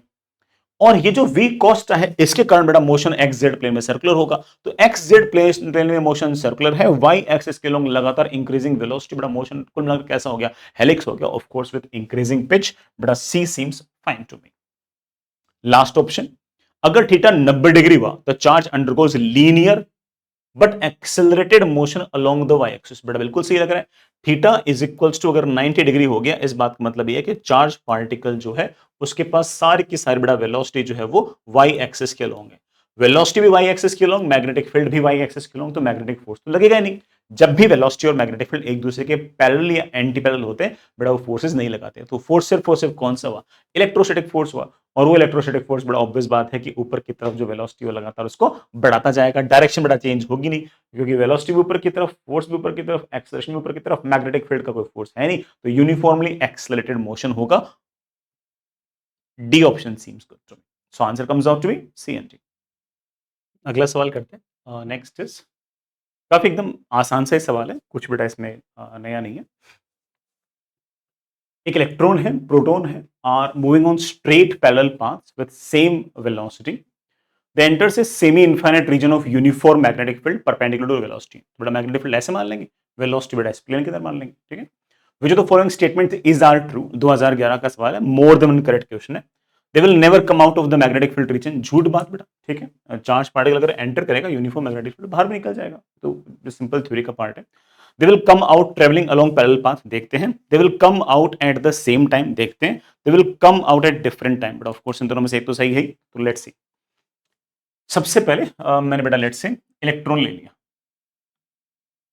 हाँ बेटा लेट्स मैंने पहले पॉजिटिव चार्ज ले लिया, प्लस चार्ज ले लिया, और ये प्लस चार्ज लेट से बेटा यू एंटर कर रहा है वी वेलोसिटी से। सर ऐसे क्यों नहीं एंटर कर रहा है बेटा, सवाल में बोल नहीं रखा ना कि वो उस रीजन से परपेंडिकुलर आ रही है ना, ये नहीं बोल रखा ना कि जो रीजन की बाउंड्री लाइन है और वेलोसिटी एक दूसरे की परपेंडिकुलर है, ऐसी इंफॉर्मेशन नहीं दे रखी, तो मैं तो जनरल केस लूंगा ना, ठीक है। लेट से बेटा this angle comes out to be theta. V ऐसे है, B ऐसे है, V क्रॉस B बेटा ऑफ कोर्स आपका सेंटर जो है वो यहां कहीं आएगा। बेटा थोड़ा सा डायग्राम छोटा सा बना लो। रेडियस बेटा सेंटर यहां कहीं आएगा, और इसको सेंटर मानते हुए बेटा यूं चलते चलते चलते चलते चलते आपका चार्ज पार्टिकल है ना, बेटा आपका चार्ज पार्टिकल जो है वो इसको सेंटर मानते हुए यूं चलते चलते चलते चलते चलते चलते चलते बेटा इस रीजन से बाहर निकल जाएगा। ऐसे बाहर निकलते हुए तो बेटा बाय ज्योमेट्री हम बड़े आराम से कह सकते हैं कि अगर ये वाला एंगल थीटा बेटा this angle also comes out to be theta. ये ज्योमेट्री बेटा ना समझ में आए बता सकता हूँ, ये वाला एंगल थीटा बेटा ये 90, ये 90 minus theta, this angle again comes out theta, this angle again comes out with theta, ये थीटा तो ये भी आपका थीटा, ठीक है। कुल मिलाकर 2 थीटा एंगल चल रही है। कितने टाइम तक बेटा इस रीजन के अंदर रहा है, तो बेटा कितने टाइम तक बेटा इस रीजन के अंदर रहा है उसका फॉर्मूला हमारे पास। कितने टाइम तक बेटा आपका चार्ज पार्टिकल मैग्नेटिक फील्ड के अंदर रहता है उसका फॉर्मूला है कितना एंगल ट्रेवल किया है 2 theta into M upon QB. तो ये जो इलेक्ट्रॉन है इसने जो टाइम स्पेंड किया है दैट इज बेटा of course 2 theta M upon E B. इतना चार्ज पार्टिकल बेटा ने मैग्नेटिक फील्ड के अंदर टाइम स्पेंड किया। अब प्रोटॉन को देखते हैं। प्रोटॉन भी बेटा इसके पैरेलल आ रहा है, सॉरी प्रोटॉन तो हो गया, अब इलेक्ट्रॉन भी आ रहा है। इलेक्ट्रॉन बेटा आपके पास ऐसे एंटर किया, उसके पास बेटा चार्ज नेगेटिव है, बेटा वेलोसिटी ऐसे वी है, वेलोसिटी बेटा वी ऐसे है, मैग्नेटिक फील्ड है ऐसे, वी क्रॉस भी किया इधर की तरफ, बड़ा ऑफ कोर्स नेगेटिव चार्ज है तो फोर्स लगेगा इधर की तरफ, बड़ा फोर्स लगेगा इधर की तरफ, तो सेंटर भी आएगा बड़ा आपके पास इधर की तरफ। सेंटर बड़ा आपके पास यहां कहीं आएगा। This angle comes out with theta. इसको सेंटर मानते हुए, सॉरी इसको सेंटर मानते हुए आपका चार्ज पार्टिकल यूं चलते चलते चलते चलते यहां से बाहर निकल जाएगा। अगेन बेटा बिल्कुल थ्योरी वाले सारे के सारे मामले हैं, आपने बड़ा बड़े आराम से देख ही लिया होगा। अगर ये वाला एंगल आपका थीटा, बेटा this angle comes out 90 minus theta, तो ये वाला एंगल थीटा, बेटा आपके पास ये वाला एंगल वापस से थीटा, और ये वाला एंगल बेटा आपके पास वापस से अगर थीटा, तो ऑब्वियस बात है बेटा this angle also comes out to be theta, क्योंकि ये वाला एंगल थीटा, ये 90 माइनस थीटा, वापस से प्लस थीटा। तो पहले मैं बात तो बेटा क्या बोल रही, they will come out travelling along parallel path, सही बात है, दोनों चार्ज पार्टिकल पैरेलल एंटर किए हैं, तो बाहर जब निकलेंगे तो ये और ये दोनों पैरेलल है, बेटा देख लो इस डॉटेड लाइन के साथ इसका भी एंगल थीटा है और डॉटेड लाइन के साथ इसका एंगल भी थीटा है, तो B seems cool to me, है ना। अब बात आती है कि कितना टाइम बेटा इन दोनों को अंदर लगा है, इसको लगा है, इलेक्ट्रॉन को लगा है 2 theta mass of electron, charge of electron B. Proton को कितना समय लगा, प्रोटॉन को बड़ा समय लगा 2 टाइम्स कितना एंगल चला है, बेटा ध्यान देना इस सेंटर के अबाउट ये जो सर्कुलर मोशन इसने किया है ना, उसमें इसने जो एंगल ट्रेवल किया ना बेटा वो ये वाला है, और ये वाला angle is of course 2 pi minus 2 theta, mass of proton upon E B. क्या बेटा ये दोनों एसेंशियली सेम है क्या, नहीं, mass of electron mass of proton बेटा वैसे अलग है, ये एंगल्स भी अलग अलग है, तो ऑब्वियस बात है कि दोनों सेम नहीं है, और बेटा अगर सेम नहीं है तो बेटा ऑफ कोर्स ये गलत हो गया, डिफरेंट है बेटा बिल्कुल सही है, so answer comes out to be B, ठीक है। बहुत ही प्यारा सवाल है, बहुत ही अच्छा सवाल है बेटा, जेई इस तरह के सवाल अलग अलग चैप्टर में कई बार पूछ रखी है, 2010 का बड़ा सवाल है, शायद बड़ा सेम सवाल सरफेस टेंशन में बाद में भी पूछ रखा है एक बार, है ना, क्योंकि 2010 थोड़ा बहुत पुराना हो गया, तो एग्जैक्टली सेम कॉन्सेप्ट पर शायद सरफेस टेंशन में बाद में पूछ रखा है। एक थिन फ्लेक्सिबल वायर है जिसकी लेंथ बेटा आपके पास एल है, is connected to 2 adjacent fixed points, carries current I, बेटा ठीक है, उसके बेटा दोनों पॉइंट्स को जोड़ दिया तो पूरा बेटा क्लोज लूप बन गया, उसमें करंट आई जा रहा है clockwise as shown in the figure, when system is put in uniform magnetic field of strength B going into the plane of the paper, बेटा मैग्नेटिक फील्ड अंदर की तरफ है इस तरीके से, the wire takes the shape of circle, बेटा wire जो होगा वो सर्कल की शेप ले लेगा, लूप जो है बेटा वो सर्कल की शेप ले लेगा, मुझसे पूछा है कि वायर के अंदर टेंशन कितनी होगी, निकाल लेंगे। तार है बेटा, करंट मुझे आई दे रखा है, लेंथ बेटा अगर आपके पास एल है, बेटा रेडियस ऑब्वियस बात है कि एल अपॉन 2 पाई है कि बेटा, एल बेटा पेरीमीटर है दैट इज 2 पाई आर, तो radius will be L upon 2 पाई। अगर मैं इस तार को अगर बड़ा गौर से अगर देखूं, बेटा आप भी देखिएगा ऐसे, बेटा इस तार को अगर मैं गौर से देखूं, लेट्स से बेटा मैं एक छोटा सा एलिमेंट लेता हूं, लेट्स बेटा this angle is D theta, let's बेटा this angle is D theta, आप तो सिर्फ और सिर्फ है ना इतना सा जो तार है ना उसी को देखो, सिर्फ और सिर्फ यहां से लेकर यहां तक का जो तार है ना उसी को देखो, तार में करंट है ऐसे, मैग्नेटिक फील्ड है ऐसे, एल क्रॉस बी बड़ा फोर्स आएगा बाहर की तरफ, तो ये वाला तार हुआ, ये वाला तार हुआ, ये वाला तार हुआ, तार तो एक ही था, हर जो हिस्सा हुआ उस पर फोर्स बाहर की तरफ लग रहा है, बाहर की तरफ लग रहा तो ऑफकोर्स आपको तार एक्सपेंड होना चाहेगा, एक्सपेंड होना चाहेगा तो तार में कोई ना कोई टेंशन आएगी, ठीक है, और वो जो एक्सपेंशन के कारण जो बड़ा फोर्स बाहर लग रहा होगा उसे टेंशन का कोई ना कोई कंपोनेंट अंदर की तरफ लग के बैलेंस कर रहा होगा, तो ये इसके पीछे बेसिक रीजन है। कूल।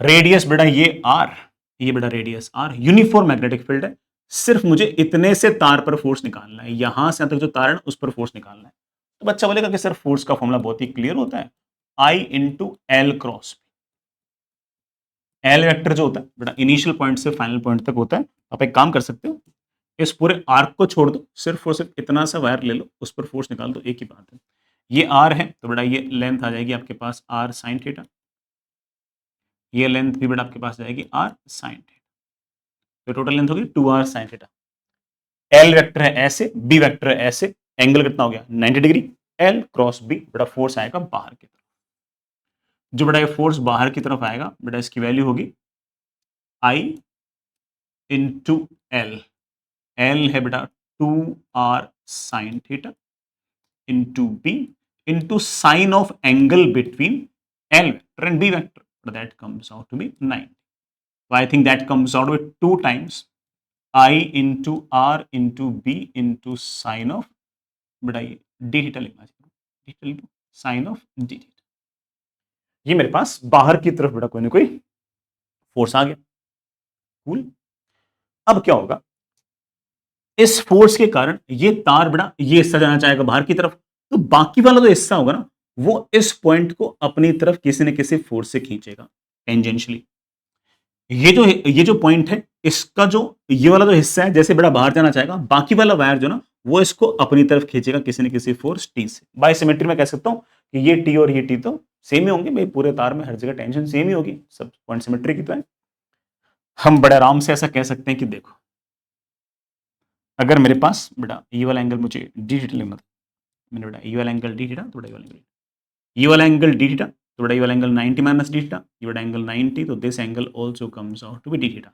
ये वाला एंगल डी थीटा, तो बेटा मेरे पास ये वाला एंगल भी डी थीटा। टेंशन के बेटा दो कंपोनेंट आएंगे, इधर की तरफ आएगा टी कॉस डी थीटा, इधर की तरफ आएगा बेटा टी का साइन डी थीटा।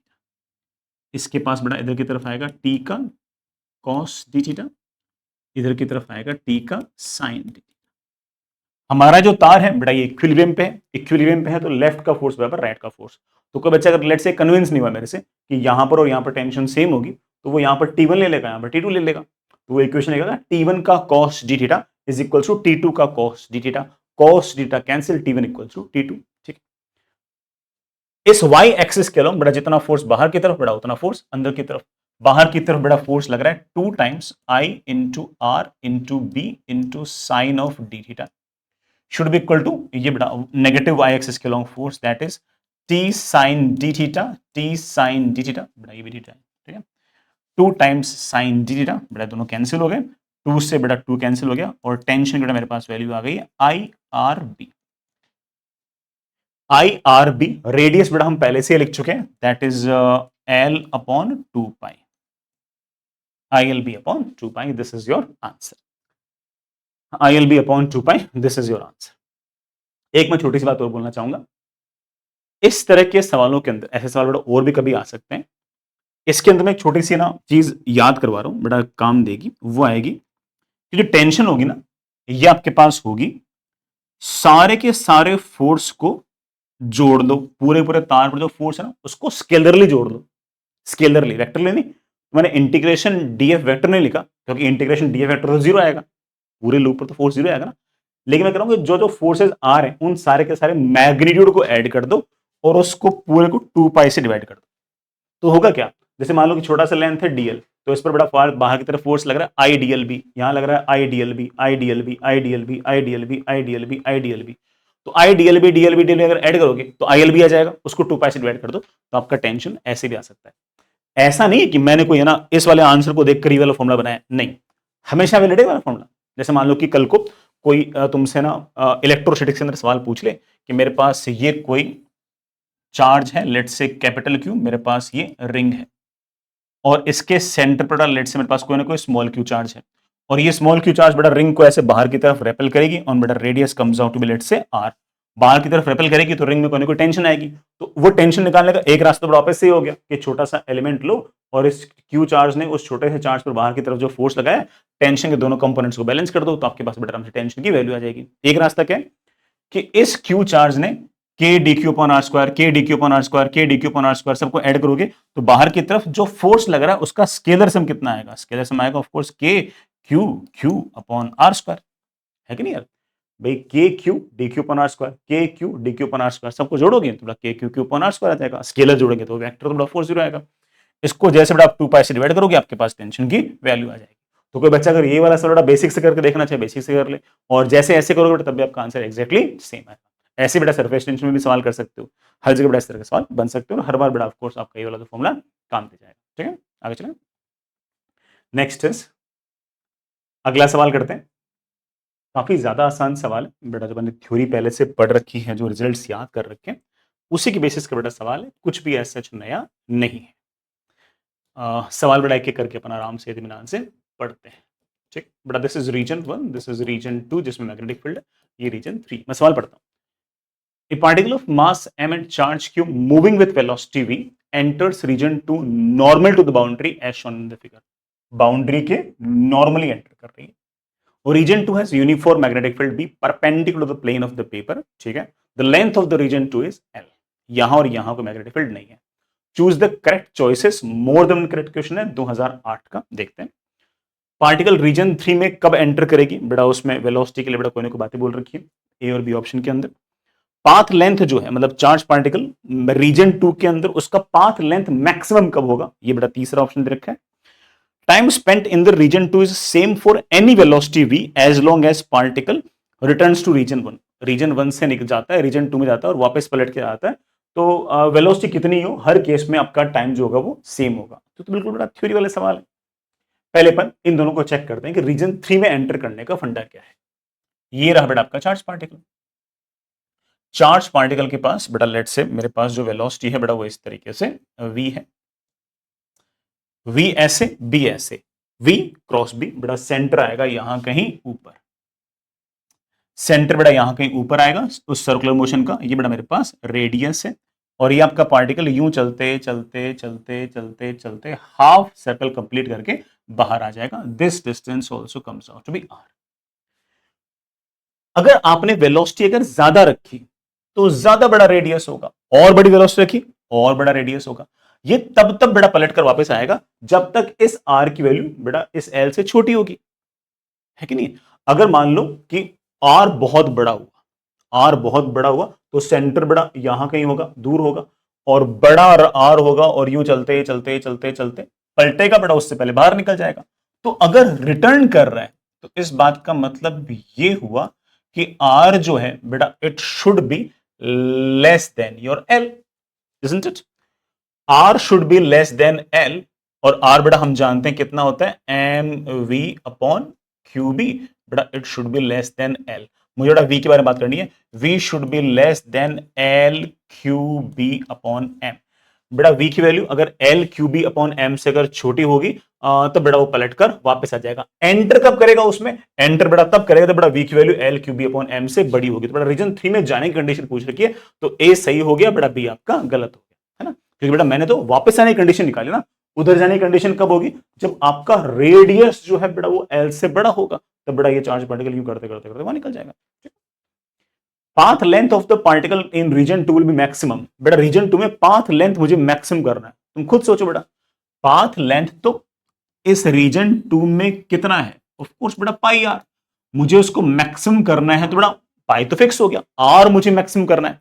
और आर मैक्सिमम कितना हो सकता है, तो मेरा बच्चा बोलेगा सर आर मैक्सिमम तब होगा, आर मैक्सिमम तब होगा जब हमारा पार्टिकल जो है वो कुछ कुछ ऐसे एंटर करेगा। बेटा अगला पेज लो, इसको अगले पेज पे दिखाने की कोशिश करो। हाँ,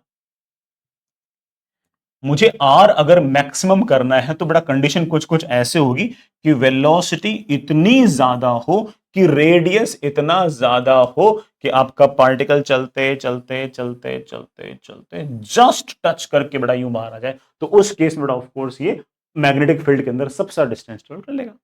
और इस केस के अंदर बेटा आपका जो आर होगा वो एल के बराबर हो जाएगा। और रेडियस बेटा कितना होता है, रेडियस का बड़ा फॉर्मूला मेरे ख्याल से होता है M we upon Q B. तो बेटा वी की वैल्यू मेरे पास आ जाएगी Q B L upon M. तो बेटा Q B L upon M, बेटा path length in region 2 is maximum when velocity is Q B L upon M. बेटा seems correct to be. A सही हो गया, सी सही होगा। Time spent in region 2 is same for any velocity v as long as particle return to region 1।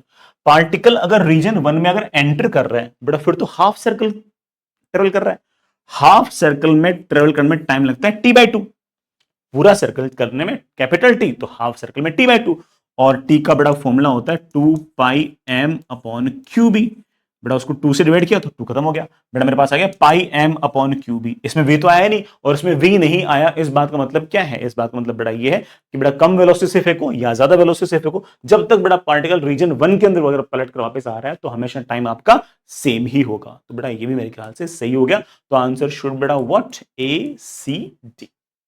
Cool, अगला सवाल करते हैं। बहुत ही बढ़िया सवाल है और खास तौर से बेटा जिस तरह से आईआईटी एडवांस के अंदर 3D इमेजिनेशन को बेटा बहुत ज्यादा पसंद करते हैं, वो बड़े आराम से बेटा इस तरह का सवाल पूछते हैं। हालांकि मैं जिस तरह सोल्व करूंगा उसमें से किसी बच्चे को ऐसा लग सकता है कि उस तरह तो बहुत ही आसान था, मैं खुद ही कर लेता, सही बात है, बट उस तरह सोल्व करने के लिए वो थोड़ी सी थॉट्स की जो क्लैरिटी है ना वो थोड़ी सी ज्यादा इंपॉर्टेंट है। बच्चे बेटा कई बार उसके अंदर थोड़ा सा फंस जाते हैं, ठीक है। सोल्यूशन देखना तो आसान लगता है बट कई बार बच्चा खुद से जब सोचता है तो उसको थोड़ा सा टफ लगता है। ये बेटा 2007 का सवाल है। मैग्नेटिक फील्ड है B naught J cap exist in the region x equals to 0 से लेके 2a, x equal sorry a से लेके 2a, x is equals to a से लेके 2a तक मैग्नेटिक फील्ड जो है बेटा वो वाई एक्सिस के अलोंग है बी नॉट। 2a से लेके 3a तक बेटा मैग्नेटिक फील्ड जो है वो minus B naught J cap है। मैग्नेटिक फील्ड है बेटा वाई एक्सिस की अलोंग ही, लेकिन ए से लेके 2a तक, एक्स की वैल्यू ए से लेके 2a तक बेटा पॉजिटिव वाई एक्सिस में है, और x इक्वल्स टू 2a से लेके x इक्वल्स टू 3 तक नेगेटिव वाई एक्सिस के अलोंग है। वैल्यू बेटा दोनों केस में सेम है। पॉजिटिव चार्ज पार्टिकल बेटा एंटर करता है वी नॉट आई कैप से, बेटा वी नॉट बेटा कोई पॉजिटिव कांस्टेंट है। मैग्नेटिक फील्ड में रीजन मैग्नेटिक फील्ड में एंटर करता है x इक्वल्स टू a पर। Trajectory of the charge particle, बेटा चार्ज पार्टिकल की ट्रेजेक्ट्री पूछ रखी। अब मैं ऑप्शन पढ़े बिना बता रहा हूं। मैग्नेटिक फील्ड अगर y एक्सिस के अलोंग है तो मैग्नेटिक फोर्स तो y एक्सिस के अलोंग नहीं लगेगा, मैग्नेटिक फोर्स तो एक्स जेड एक्सिस के अलोंग लगेगा ना, एक्स जेड प्लेन में लगेगा, है कि नहीं। वेलोसिटी एक्स एक्सिस के अलोंग है ही, फोर्स एक्स जेड प्लेन में है ही, तो एक्सेलरेशन भी एक्स जेड प्लेन में है, वेलोसिटी भी एक्स एक्सिस के अलोंग है, और एक्सेलरेशन भी एक्स जेड प्लेन के अंदर है। इसका मतलब मोशन तो एक्स जेड प्लेन में होने वाला है, ठीक है, मोशन एक्स जेड प्लेन में होने वाला है। And I was correct. X Z plane के अंदर मुझे 4 ऑप्शन दे रखे हैं, और मुझे बताओ कि पार्टिकल कैसे कैसे पाथ पे जाएगा एक्स जेड प्लेन में। तो मैंने देखो डायग्राम बनाया है एक्स जेड प्लेन के अंदर जानबूझ के, क्योंकि जब मुझे एक्स जेड प्लेन में ही मोशन है तो बड़ा मैं वैसे करूं ना। ये रहा एक्स, बड़ा ये रहा Z. Sir magnetic field Y के लोग हैं, समझता हूं बेटा। वाई किस तरफ होता है बेटा, जे कैप जो होता है वो के कैप क्रॉस आई कैप होता है। मतलब जेड को अगर मैं एक्स के साथ क्रॉस करूं तो बेटा वो वाई एक्सिस के अलोंग आता है। तो मैंने अगर ये एक्स दिखा रखा है, ये जेड दिखा रखा है, तो जेड क्रॉस एक्स जो होगा बेटा आपका वो वाई एक्सिस होगा। तो वाई इस बोर्ड में अगर मैंने एक्स जेड प्लेन अगर ले लिया है तो वाई एक्सिस है अंदर की तरफ और नेगेटिव वाई एक्सिस है बाहर की तरफ। x इज इक्वल्स टू ए से लेके 2a तक मैग्नेटिक फील्ड y एक्सिस के अलोंग है b not. x is so बेटा हाँ, x is equals to 2a से लेके x is equals to 3a तक magnetic field negative y axis के अलोंग है। y एक्सिस बोर्ड के प्लेन के अंदर है, नेगेटिव y एक्सिस बोर्ड के प्लेन के बाहर है, और x z प्लेन मैंने बोर्ड के प्लेन में मान रखा है, जानबूझ के मान रखा है, बिकॉज आई नो दैट बड़ा सवाल जो आपका charge particle X Z plane में मूव कर रहा है। हो गया, अब तो मेरे बच्चे वाले से मैं कर लूंगा। चार्ज पार्टिकल यू एंटर कर रहा है, यू एंटर कर रहा है विथ वेलोसिटी, बड़ा कलर चेंज कर देता हूं, with velocity V naught. Velocity ऐसे है, मैग्नेटिक फील्ड ऐसे, मेरा बच्चा बोलेगा सर यूनिफॉर्म सर्कुलर मोशन है। वी क्रॉस बी, बड़ा फोर्स लग रहा है ऊपर की तरफ, तो सेंटर बड़ा यहां कहीं आएगा, ठीक है, कोई दिक्कत नहीं, बड़ा सेंटर यहां कहीं आएगा। और ये चार्ज पार्टिकल इसको रेडियस मानते हुए यूं जाएगा, यूं जाएगा, यूं जाएगा, यहां तक बड़ा इसका मोशन जो है वो एक सर्कल का पार्ट है। कोई दिक्कत नहीं, कोई दिक्कत नहीं, कोई दिक्कत। जब यहां पहुंचेगा तब भी बेटा इसके पास स्पीड तो वी नॉट ही रहेगी, लेकिन यहां आते कहानी पलट गई। अब मैग्नेटिक फील्ड बड़ा बाहर की तरफ है, बच्चे वाले सर कोई टेंशन नहीं है, वेलोसिटी ऐसे है, मैग्नेटिक फील्ड बाहर की तरफ है, वी क्रॉस बी किया, बड़ा फोर्स आ गया इधर की तरफ, तो सेंटर आ जाएगा इधर की तरफ। अब आपका सेंटर इधर की तरफ शिफ्ट हो गया उतनी दूरी पर, बस बेटा जो सेंटर इधर की तरफ था बड़ा वो सेंटर अब इधर की तरफ आ गया सी डैश। ये अगर आर था तो बड़ा ये भी आर ही है, आर तो वही रहेगा ना, मैग्नेटिक फील्ड भी वही है, स्पीड भी वही है, तो आर वही रहेगा। हालांकि मुझे इसमें इतना इंटरेस्ट नहीं कि आर कितना है। इसको सेंटर मानते हुए अब ये चार्ज पार्टिकल सर्कुलर मोशन करेगा। अरे मेरे बच्चे इतना दिमाग तो तुम्हारे पास है कि सर्कुलर मोशन कैसे करेगा, यूं करेगा और कैसे करेगा, तो मोशन कैसे होगा, यूं। यही पूछा है, 4 ऑप्शन है बेटा, देखना कौन सा बेस्ट है। Wrong wrong wrong right. पहले बेटा ऑफ कोर्स यूं, फिर बेटा कुल। चलिए आगे चलते हैं बेटा। नेक्स्ट इज एक और सवाल, बहुत पुराना सवाल है, आप में से बड़ा मोस्टली लोग, सारे ही लोग पैदा भी नहीं हुए थे, ठीक है। Which of the following statement is correct in the given region? जे 2006 का सवाल है बेटा। which of the following statement is correct in the given? बेटा सिंगल चॉइस क्वेश्चन है। इनफाइनाइटली लॉन्ग वायर है बेटा ये, kept perpendicular to the paper carrying current inwards, बेटा इसमें करंट जा रहा है ऐसे अंदर की तरफ, कोई दिक्कत नहीं बेटा, इसमें I1 करंट जा रहा है बेटा। ये दूसरा एक लूप पड़ा है इसमें बेटा, ये सर्कुलर, ये बेटा ऐसे रेडियल, ये सर्कुलर बेटा वापस से रेडियल, इसमें करंट जा रहा है I2। मुझसे पूछा है net force on the loop पूछा है, net torque on the loop पूछा है, और टॉर्क के बाद बेटा जो ओ डैश एक्सिस है इसके बाद रोटेशन कैसा होगा, किधर से देखने पर कैसा कैसा होगा, लेट्स डू इट। सबसे पहले बेटा ये करंट है मेरे पास ऐसे अंदर की तरफ I1, कोई दिक्कत नहीं है। ये बड़ा मेरे पास एक एक्सिस है ओ ओ डैश, कोई इश्यू नहीं बड़ा इसमें भी। हमारे पास एक दूसरा लूप है बेटा, दूसरा loop is something like this कि ये रेडियल लाइन बेटा, ये बेटा आपके पास है रेडियल लाइन, और जो लूप है बेटा वो कुछ कुछ ऐसा है, ये सर्कुलर, ये सर्कुलर, ये बेटा आपके पास ऐसे रेडियल, ये बेटा रेडियल। मैं थोड़ा आराम से इत्मीनान से कर रहा हूं बेटा, बाकी तो ठीक है, बच्चा तो खड़ाक से आंसर निकाल। हाँ बच्चे, करंट ऐसे, करंट ऐसे, करंट ऐसे, करंट ऐसे, करंट ऐसे, इनफाइनाइटली लॉन्ग वायर में अगर करंट ऐसे है तो उसके कारण मैग्नेटिक लाइन ऑफ फोर्सेस जो होंगी ना वो कुछ कुछ ऐसे होंगे बेटा, ऐसा ग्रीन कलर यूज करो, ऐसे बड़ा concentric magnetic line of forces यूं होंगे, ऐसे ऐसे बड़ा मैग्नेटिक लाइन। ठीक है, अब ध्यान सुनना, आराम आराम से सुनना बेटा, मैं A B C and D की बात करता हूं। सबसे पहले ए बी की बात करते हैं। ए बी में बेटा आपके पास एल वेक्टर बेटा यू है और बी वेक्टर बेटा यू है, दोनों ही बेटा ऐसे टेंजेंशियल है। इस तार के कारण मैग्नेटिक फील्ड है ऐसे, तेरा डीएल डीएल है ऐसे, एंगल कितना है 180, फोर्स से 0। यही हाल बेटा सीडी वाला है। सीडी में अगर देखें तो इस तार के कारण, बेटा आंसर उल्टा बोल दिया, इस तार के कारण बेटा मैग्नेटिक फील्ड है ऐसे और तेरा डीएल डीएल भी है ऐसे, तो डीएल वेक्टर भी ऐसे और इस तार के कारण मैग्नेटिक फील्ड भी ऐसे, तो फोर्स है 0। बीडी वाले, इस सीडी वाले केस में अगर देखें तो इस तार के कारण मैग्नेटिक फील्ड आएगी यू, मैग्नेटिक फील्ड है यू बेटा, करंट है यू, एंगल है 180, थोड़ा फोर्स आ गया 0। मैं बड़े आराम से ऐसा कह सकता हूं कि ए बी वाला जो सेक्शन है वो और जो सी डी वाला सेक्शन है वो दोनों पर फोर्स 0 आएगा। कूल। बच्चा बोलेगा सर ये बीसी और एडी पे तो आएगा ना, हाँ इन पे आएगा, चेक करते हैं, चेक करते हैं। अगर मैं यहां पर एक छोटा सा एलिमेंट लूं, आराम से गौर करना बेटा, है ना, इस तार के कारण मैग्नेटिक फील्ड है ऐसी, है ना, तार में करंट है ऐसे, एल वेक्टर है ऐसे, बी वेक्टर है ऐसे, एल वेक्टर है ऐसे, बी वेक्टर है ऐसे, डीएल क्रॉस बी बेटा फोर्स आएगा बाहर की तरफ, तो मैंने यहां पर एक लगा दिया डॉट, बाहर की तरफ कोई ना कोई फोर्स आएगा। मैं फोर्स की वैल्यू भी लिख सकता हूं, फोर्स की वैल्यू होगी डीएफ इज इक्वल्स टू आई, ये छोटी सी लेंथ डीएल इंटू बेटा इस तार के कारण यहां पर कोई ना कोई मैग्नेटिक फील्ड होगी, multiply by sine of angle between DL vector and B vector. DL vector बेटा रेडियल डायरेक्शन में है, बी वेक्टर बेटा आपके टेंजेंशियल डायरेक्शन में, एंगल बेटा 90 है। सिमिलरली यहां देखो, यहां पर करंट है ऐसे, बी वेक्टर है ऐसे, एल क्रॉस बी बेटा फोर्स आएगा अंदर की तरफ। यहां पर अगर मैंने छोटा सा एलिमेंट लिया, उतना ही अगर एलिमेंट लिया बेटा फोर्स आएगा अंदर की तरफ। अगेन इस छोटे से बेटा फोर्स की जो वैल्यू आएगी बेटा वो आएगी I into DL into B. Cool.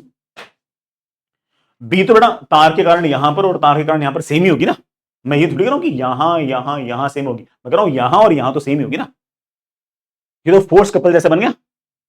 इस पर फोर्स लग रहा है बेटा बाहर की तरफ, इस पर फोर्स लग रहा है अंदर की तरफ, ये वाला फोर्स और ये वाला फोर्स मैग्नीट्यूड में बेटा क्या है सेम, डायरेक्शन में क्या है अपोजिट। तो इट सीम्स लाइक दैट कि ये जो बीसी वाला सेक्शन है ना, इसको आप एक तरीके से बाहर की तरफ पुल कर रहे हो और इस एडी वाले सेक्शन को आप अंदर की तरफ पुश कर रहे हो। आप ऐसे कर रहे हो, यूं ऐसे ऐसे, इसको बाहर की तरफ पुल किया, इसको अंदर की तरफ पुश किया। नेट फोर्स तो मैं बिल्कुल श्योर हो गया हूं कि 0, जितना फोर्स बढ़ाया पर बाहर की तरफ होता है उतना फोर्स ऐसे अंदर की तरफ। ऐसे अगर मैं छोटे छोटे बड़ा पेयर बनाना स्टार्ट करूंगा, इस पर कुछ फोर्स लगेगा बाहर, इस पर कुछ फोर्स लगेगा अंदर, बड़ा फोर्स लगेगा बाहर, फोर्स लगेगा अंदर, फोर्स लगेगा बाहर, फोर्स लगेगा अंदर, फोर्स लगेगा बाहर, फोर्स लगेगा अंदर, फोर्स लगेगा बाहर, बड़ा फोर्स लगेगा अंदर, net force would be 0। Net force तो 0 आएगा, net force on the loop is 0, ए तो बड़ा बिल्कुल सही है।